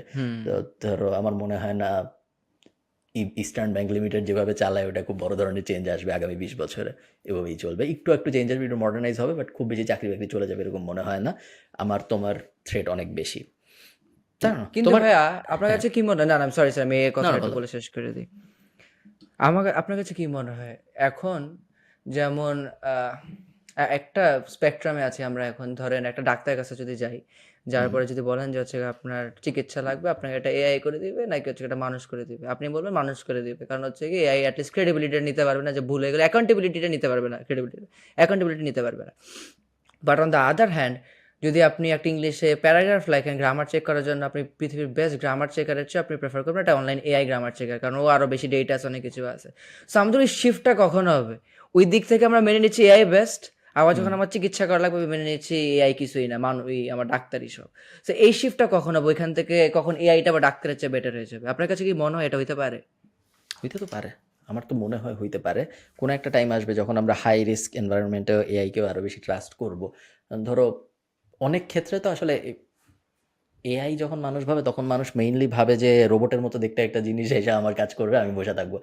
আসলে তো এরকম না, তাই না? ধরো এক সময় প্লেন ম্যানুয়ালি চালাইতো, দুইজন পাইলট আর কো-পাইলট থাকতো, আর একটা ব্যাকআপ পাইলট থাকতো বা এনি চান্স বিপদ হয়। তো এখন তো নাকি প্লেন চালাইতে কিছু করাই লাগে না, পাইলট নাকি শুয়েই থাকে সব। বাট ওখানে তো আরেকটা, আপনারা যারা পাইলট আপনারা রাগ হয়ে না, just বোঝানোর জন্য বলতেছি। এখন কিছু বলাটা এত বিপজ্জনক নীল, যে কোনো কিছু বললে কি হয়ে যায়। তো আমি জাস্ট বলতেছি যে এখন প্লেনের অনেক কিছু অটোমেট হয়ে গেছে, তাই না? সো ল্যান্ডিং আর উড্ডয়নের সময় সম্ভবত অনেক কিছু করতে হয় জেনারেল ফ্লাইং সম্ভবত মেশিন দেওয়া হয়। তো মেশিন তো আসলে আমি এআই না, সিনেমাতে জাস্ট দেখছি অটোমেশন। Auto pilot. হ্যাঁ, সো অটো পাইলট তো আসলে ঠিক নট টেকনিক্যালি এআই, বাট মানুষের চাকরি নিছে, কিছু মানুষের চাকরি হয়তো নিছে। তো এরকম ধরো অ্যামাজনের ওয়্যার হাউসে আমরা দেখি মেশিন মানুষ যে বক্স ঠেলে ঠেলে সরায়, মানুষ আর লাগে না।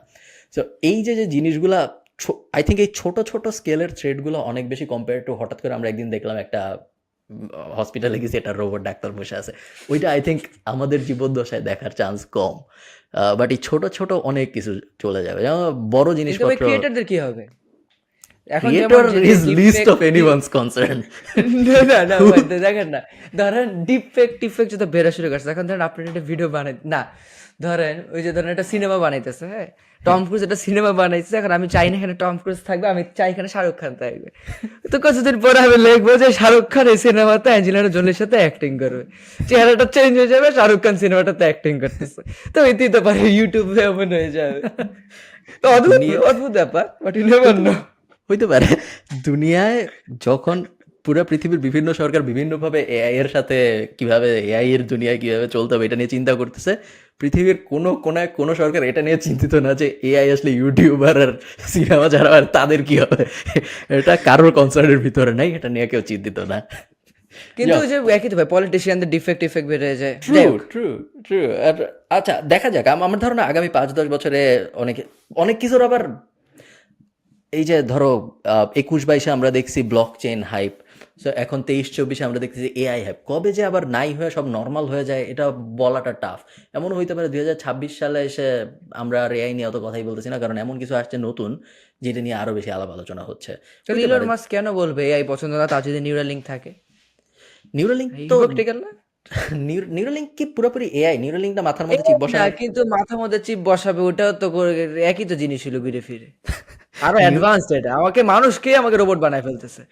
হ্যাঁ, নিউরালিঙ্কের মেইন গোল তো আসলে ডিসেবলড মানুষকে এবল করা, বিভিন্ন নিউরো বেসড প্রবলেমের সলিউশন দেওয়া মাথার ভিতর থেকে। সো পানারাইতে পারে না, পানারাইতে পারবে কারণ ও তাতে ঠিক আছে ঠিক আছে, আমি ভাবছি নর্মাল মানুষের জন্য ওই যে হিউম্যান ব্রেন হয়ে যায়, মাঝে মাঝে ভাবতাম যখন ছোটবেলা পরীক্ষা দিতাম, যদি আমার একটা চশমা থাকতো যেটা ভিতর দিয়ে যে রোবট সিনেমাতে দেখছিলাম আমি, লেখা থাকবে ওটা দেখে দেখে আমি লেখে ফেলবো, এরকম চিপ টিপ বসে স্মার্ট হয়ে যাবো। যাই হোক, হ্যাঁ সরি কিছু বলতেছি। তোমার সো লাস্ট আমরা প্রায় শেষের দিকে চলে আসছি, কি মনে হয় পার্সোনাল ব্র্যান্ডিং? সো তোমার সব ক্লায়েন্ট বিদেশি ছিল, তোমার পার্সোনাল ব্র্যান্ডিং খুব একটা জরুরি ছিল না, না করলেও টাকা পয়সা খুব বেশি ইম্প্যাক্ট হয়তো পড়তো না, যেহেতু তুমি বলছো তোমার ইউটিউব থেকে তেমন আয় রোজগার হয়ও না। সো এমন কোনো বড় ইম্প্যাক্ট আসতেছিল না। পার্সোনাল ব্র্যান্ডিং এর দিকে কেন আসা হইলো? পার্সোনাল ব্র্যান্ডিং কি আসলেও হেল্প করতেছে নাকি অন্য মানুষেরও পার্সোনাল ব্র্যান্ডিং এর দিকে ফোকাস করা উচিত নাকি? আই থিঙ্ক ডেফিনেটলি, কারণ এখন আমি বাংলাদেশে পার্সোনাল ব্র্যান্ড করেও হচ্ছে গিয়ে আমি ইন্টারন্যাশনাল ক্লায়েন্টসদের মাঝে মাঝে ইনস্টাগ্রামে আমার যদি খেয়াল করেন, বাংলা কিছু নেই, সব ইংলিশে ইনস্টাগ্রামে। এমনকি আমি ইনস্টাগ্রামে এখন যে যে স্ক্যামি ইয়াগুলো আছে না, মহাজন না মানে যে আউটরিচ করে অনেকে মানুষজন ইনস্টাগ্রামে, আগে কোনো বিদেশি মানুষ আমাকে আউটরিচ করতো না, আনলেস ওই কয়েকটা গ্রুপ টুপ খুলে স্ক্যামি টেলিগ্রামগুলো বাদে। এখন আমাকে বিদেশি মানুষই আউটরিচ করতেছে যে আমার তাদের সার্ভিস লাগবে নাকি, তার মানে আমার ওই অডিয়েন্সের কাছে যাচ্ছে আমার ভিডিও, এটা একটা ভালো জিনিস। So, আমি অনেক ইনবাউন্ড ক্লায়েন্টও পাচ্ছি, এখনও হয়তো বা একটা দুটো পাইছি, বেশি না, বাট আমি পাচ্ছি। আস্তে আস্তে hopefully it will be even better. Plus বাংলাদেশের যদি অডিয়েন্স থাকে অবশ্যই ভালো, you can definitely do a lot of stuff with the audience. At some point I will definitely make use of it, যেহেতু আমার কাছে মানুষ আছে, আমি চেষ্টা করবো তাদেরকে কোনো কিছুভাবে ভ্যালু দিতে পারি নাকি, ইন এক্সচেঞ্জ আমি কোনো ভ্যালু পাইতে পারি নাকি। তো that's definitely important. The same time যখন আমি এখন কোনো একটা মিটিংয়ে জয়েন করি, ভাই আমি আপনাকে বলি, আগে যখন আমি আমার ফোন দিয়ে জয়েন করতাম একটা ডিফারেন্ট লাগতো, অন্য একটা অফিসে, এখন আমার অফিসে একটা সুন্দর সুন্দর ব্যবস্থা। এখন যখন আমি একটা ডিএসএলআর ক্যামেরাতে জয়েন করি, আমাকে ওই ক্লায়েন্ট মনে করে এত আমার অনেক বড় বিগ শট। আমি প্রত্যেকটা মিটিংয়ে কথা বলার সময় আমি এই জিনিসটা বাই করি, এই জিনিসটা বাই করে দেখাই দিই। যেহেতু আমি তাকে পার্সোনাল ব্র্যান্ডিং একটা সার্ভিস হিসেবে পিচ করতেছি, যদি আমার পার্সোনাল ব্র্যান্ড নিজেরই না থাকে, এটা অদ্ভুত জিনিসটা। সো তাদের জন্য আমি সেটাই বলি, ভাই আমার এটা হয়েছে, আমি আমার জন্য এটা করতে পারছি, তোমার জন্য আমি এক্সাক্ট রেপ্লিকেট করতে পারবো না কি না জানি না, বাট লেটস সে যদি 1% ফ্র্যাকশনে তুমি পাও, তোমার জন্য অ্যাট দিস পয়েন্ট তোমার আরও এটা অনেক ভালো হবে। সো দ্যাটস ডেফিনেটলি আমার জন্য এটা সবচেয়ে বড় কেস স্টাডি আমার নিজে। প্লাস এমনি ইন জেনারেল যদি বলি কারোর পার্সোনাল ব্র্যান্ডিং থাকা দরকার নেই, ভাই পার্সোনাল ব্র্যান্ড জিনিসটা কি? পার্সোনাল ব্র্যান্ড মানে জাস্ট হচ্ছে গিয়ে ইনস্টাগ্রাম না, লিঙ্কডইন না, ইউটিউব না। আপনি যদি আমাকে আগে ধরেন চিনতেন যে কি আমি নিলাম কোথায় হচ্ছে না, আসিফ ভাইয়ের এখান থেকে, আমি ভাইয়ের পডকাস্ট করতাম, ওটা তো একটা পার্সোনাল ব্র্যান্ড না। You have to figure out how to brand yourself, আর হচ্ছে গিয়ে personal branding is very important. I cannot stress this enough. যে কোনো জায়গায় আপনি যদি বিয়ে করতে যান, ওই সময় বউয়ের সামনে আপনি নিজেকে ভালো করে ব্র্যান্ডিং করা লাগবে, যে হচ্ছে কি আমি 5 ফিট 8, না একটু কম হয়ে গেছে, আমি 5 ফিট 10, আমি কোনো আমার বাজে ইয়া নেই, আমার এই বাড়ি আছে 2টা, জমি আছে, গাড়ি আছে, পার্সোনাল ব্র্যান্ডিং না। তো সব জায়গায় পার্সোনাল ব্র্যান্ডিং ইম্পর্টেন্ট, স্পেশালি ইন্টারনেটের মতো জায়গায় যেখানে আপনি অনলাইনে ব্যবসা করবেন, এমন কাজ করেন যেটাকে হাতে কলমে দেখতে পারে না, পুরাটাই অনলাইনে স্ক্রিনের মধ্যে মধ্যে। ওইসব জায়গায় ক্রেডিবিলিটি ট্রাস্ট বিল্ড করা অনেক টাফ, পার্সোনাল ব্র্যান্ডটা তৈরি করা টাফ। সো এখানে ব্র্যান্ড তৈরি করার জন্য সবচেয়ে ইজিয়েস্ট ওয়ে এটাই, either YouTube channel, either Facebook, Instagram, LinkedIn. So stick to one platform and build it out. Specially আমার টুইটারে আমি টিও বুঝি না, আপনি যদি বুঝেন আমাকে একটু মাঝে শিখাই। আমি চেষ্টা করতেছি টুইটারে কিছুটা করা, কারণ আমি আজকাল দেখছি টুইটার মাঝে ফাটাই ফেলতেছে। কুল।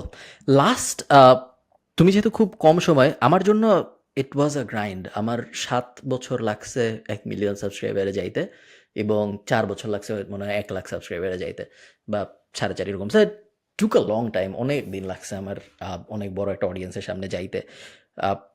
এখনও আমি অনেক প্ল্যাটফর্মে অনেক বেশি মানুষের কাছে যাইতে পারি না। ফর এক্সাম্পল টিকটক, তুমি যেটা তোমার লিঙ্কডইন বায়োর মধ্যে আছে, আমি টিকটকের, তুমি যেটা টুইটারের জন্য বললাম, আমার প্রবলি এটা ট্রু ফর টিকটক। আমার টিকটকে কোনো রিচই নেই হয়তো।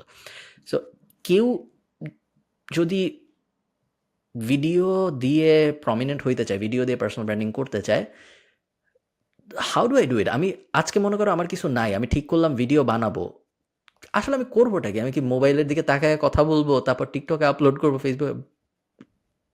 কেউ যখন কিছু জানে না, তখন তার জন্য এতই অদ্ভুত, এতই ফরেন, এতই এলিয়েন ব্যাপারটা, যে ফার্স্ট আসলে কি করা উচিত, এডিট তো পরে, আমি আসলে বলবো নাকি?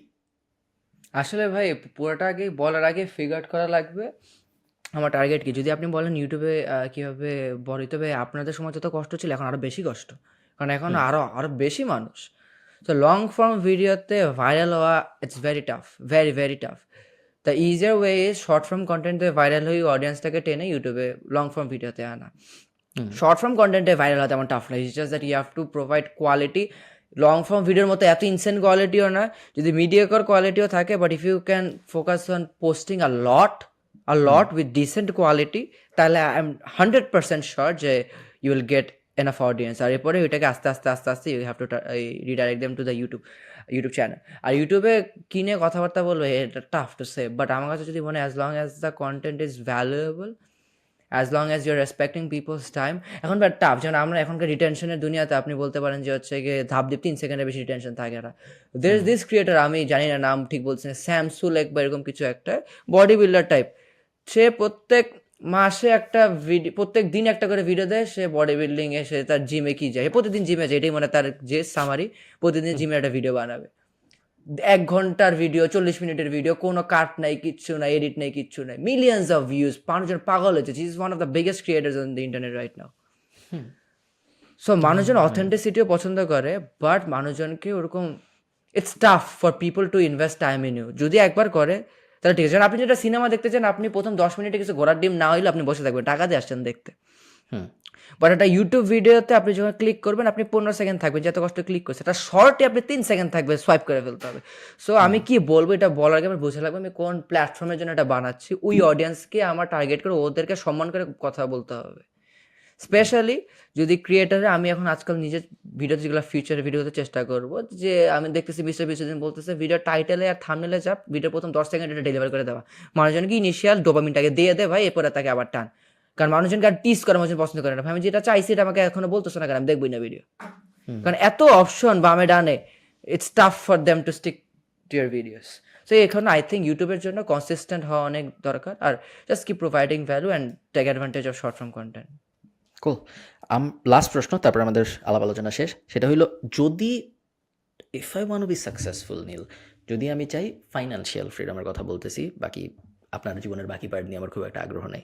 সো ফাইন্যান্সিয়াল ফ্রিডম যদি আমি অ্যাচিভ করতে চাই, এবং if I am a tin or after tin, আমি ইউনিভার্সিটিতে পড়তেছি পর্যন্ত, বা তার হয়তো একটু আশপাশে, একটা দুইটা বিহেভিয়ারাল চেঞ্জ যদি আমার করতে হয়, নট লাইক যে তুই ভিডিও এডিটিং শেখ, এরকম না, এমন কোর জিনিসপত্র কি কোনোটা আছে নাকি? যদি থাকে তাহলে সেগুলো কি, যেগুলো চেঞ্জ করলে it'll help me to stay in the right path or at least be in the right path? এরকম কোনো কিছু কি আছে? যদি থাকে তাহলে কি?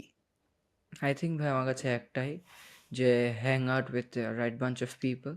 যদি if you can't find good friends, watch creators, বা আমি ফিগার আউট করা লাগবে আমি কি কন্টেন্ট কনজিউম করতেছি। এখন যদি আমি নিউজ পেপার পড়ি, তাহলে আমার ওরকম নিউজ পেপার পড়া উচিত। যদি আমি ইউটিউবে ভিডিও দেখি, যেহেতু আমার বয়সের মানুষজন তারা ম্যাক্সিমাম ইউটিউব, ফেসবুক এইসবই দেখবে।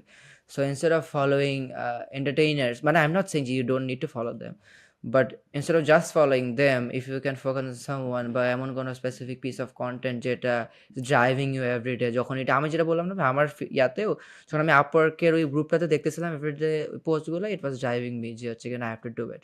So I think if you're around with the right bunch of people, বা if you're watching the right content, anything you're consuming, if that's something that's productive, but at least that's going to be beneficial for you, তাইলেও I think that would play a very big role, that will act as a catalyst in order to gain your success. আর যদি behaviour হচ্ছে যে আমি মানে discipline মানুষ না ভাই, আমি সকাল 8টায় উঠি না, আমি একদিন এক এক সময় উঠি, আমি ঠিক খাওয়া দাওয়া করি না, আমি জিমে জয়েন করছি গতকালকে, ইনশাল্লাহ চেষ্টা করবো, কিন্তু আমি জানি না, আমি আগে 3বার জিমে জয়েন করছি, 3 দিন পরে আমি ছেড়ে দিয়েছি। আমার মা খুবই খ্যাপা, আমি ঠিক সময় ঘুম থেকে উঠি না দেখে। আমি অনেক ডিসিপ্লিন মানুষ না, আমার তেমন বিহেভিয়ার, যে আমি বন্ধুদের সাথে আড্ডা মারি, একটু আগে আমি আপনি বললেন যখন দেরি হয়ে গেছে ফার্স্ট পডকাস্টে আসতে, বন্ধুদের সাথে ঘুরে ঘুরে আসি। সে এমন কোনো বিহেভিয়ার ইয়া নেই, একটাই জিনিস, just I would say personally, don't do drugs. সেকেন্ডে হচ্ছে যে জাস্ট কনজিউম কন্টেন্ট যেটা can help you out in the long run, that's it. Cool. Do you আমাদের পডকাস্ট শেষ হয়ে যায়, তুমি কি এই ইয়াটার ফিলোসফিটার এক্সাক্ট নামটা আমার মনে নেই, অনেকে আছে যারা সারাদিন, যদি তুমি চাও আজকের দিনে, যদি তুমি ইংলিশ বুঝো, তাহলে এমন একটা লাইফস্টাইল সাজানো সম্ভব, যেই লাইফস্টাইলে তুমি সারাদিন কোয়ালিটি পডকাস্ট দেখতেছো, এক একটা পডকাস্ট যদি 3-4 ঘন্টার হয়, 2 ঘন্টার হয়, এরকম একটা লাইফস্টাইল সাজানো সম্ভব যেখানে আমি 8 ঘন্টা পডকাস্ট শুনতেছি এবং খুবই কোয়ালিটি কন্টেন্ট সম্ভব এই জিনিস করা, যদি আমি ইংলিশ বুঝি, কারণ অভাব নাই পডকাস্টের। ইভেন বাংলাও আস্তে আস্তে অনেক ডেভেলপ করে আসছে, বাংলাও হয়তো হয়ে যাবে এক সময়। এটা কি একটা ভালো জিনিস হইলো তার জন্য? না, একদমই না, একদমই না। আমি বলতেছি না হচ্ছে যে কোনো সময় যদি সে আসল কাজ না করে এক্সট্রা কীভাবে এই এন্টারটেইনমেন্টে, যদি আমি বুঝতে চাচ্ছি ভাই শেখার জন্য জাস্ট পডকাস্ট দেখতে না, আমি বলতে চাচ্ছি এন্টারটেইনমেন্টের জন্যই পডকাস্ট দেখতে। সো তার ডেলি স্কেজুলে এন্টারটেইনমেন্টের যে টাইমটা অ্যালোকেট করা, ওই টাইমে সে প্রোডাক্টিভ কিছু দেখুক। যেন আমার কাছে ওই আলী আব্দুল্লাহ ভিডিও দেখতেই আসলে এন্টারটেইনিং লাগে। So you have to figure out যে নিজেকে, you have to trick your brain that way, যেন আমি ডোপামিন ওইগুলা থেকেই পাই। আর সারাদিনে অবশ্যই যে you can just consume content all day if you are not really taking advantage of it, but if you're not applying যেগুলা you're learning from the podcast বা হচ্ছে the content itself, so definitely yes, that wouldn't be a wise decision. Cool. ঠিক আছে, তাহলে নীল, any closing remarks? তুমি মানুষকে কিছু কোথাও পাঠাইতে চাও, কিছু বেচতে চাও, কিছু বলতে চাও? তারপর না, আমরা আমি শেষ। কিছু আমি কিছু আমি কিছু বলতে চাই না। আমি হচ্ছে গিয়ে মানুষজনের সামনে আপনি আমাকে একটা অ্যাডভাইস দেন যেটা আমার ফলো করা উচিত। Keep doing what your doing. I think eventually আমার লাইফের একটা রিগ্রেট হইল not going big enough. I think আমার জীবনের অনেক এরকম ফেজ ছিল যখন আমি চাইলেই আরও অনেক বড় করে করতে পারতাম অনেক কিছু, বাট আমি করি নাই, জাস্ট বিকজ আমি স্যাটিসফাইড ছিলাম। কারণ আমার যে নাম্বারস আসতেছিল সেই নাম্বারস অনেকের থেকে অলরেডি অনেক বড়। সো আমার আর বড় কিছু করার স্পৃহা তো ছিল না। কারণ এমন অনেক ফেজ গেছে যখন কোনো একটা কিছু, কোনো একটা অ্যাফিলিয়েট ক্যাম্পেইন, কোনো একটা ব্লগ, কোনো একটা কিছুতে আমি $1,000 খরচ করে 1 লাখ টাকা আসছে, 10 লাখ টাকা আসছে, বা $10,000 আসছে। আমার মনে হয়েছে এনাফ, কারণ আমার যারা পিয়ার্স তাদের $550 আসে না।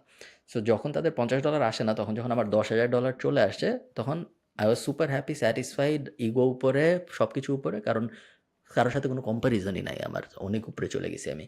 বাট একটা জিনিস আমি তখন বুঝি নাই যে আমি যদি চাই আমি আসলে 10,000-কে 10 লাখে নিতে পারি, বা 10 লাখকে 10 কোটিতে নিতে পারি, because I was happy and satisfied. I think, আমি বলতেছি না তোমার সাথে এটা স্পেসিফিক্যালি হচ্ছে, আই থিঙ্ক এইরকম একটা জিনিস অনেকের সাথেই তাদের জীবনে হয়, যখন তারা এত সাকসেসফুল হয়ে যায় যে তাদের মনে হয় আমার আশপাশে আমি যাদের দেখতেছি তাদের থেকে আমি অলরেডি এত সাকসেসফুল যে আমি স্যাটিসফাইড, আমার আর অনেক বড় কিছু করার দরকার নেই, অনেক বড় নাম্বার চেস করার দরকার নেই, আর কষ্ট করারই বা কি দরকার, বিকজ অলরেডি অনেক ভালো। আমার সারাদিন মানুষ প্রশংসা করে, সারাদিন মানুষ ভালো বলে।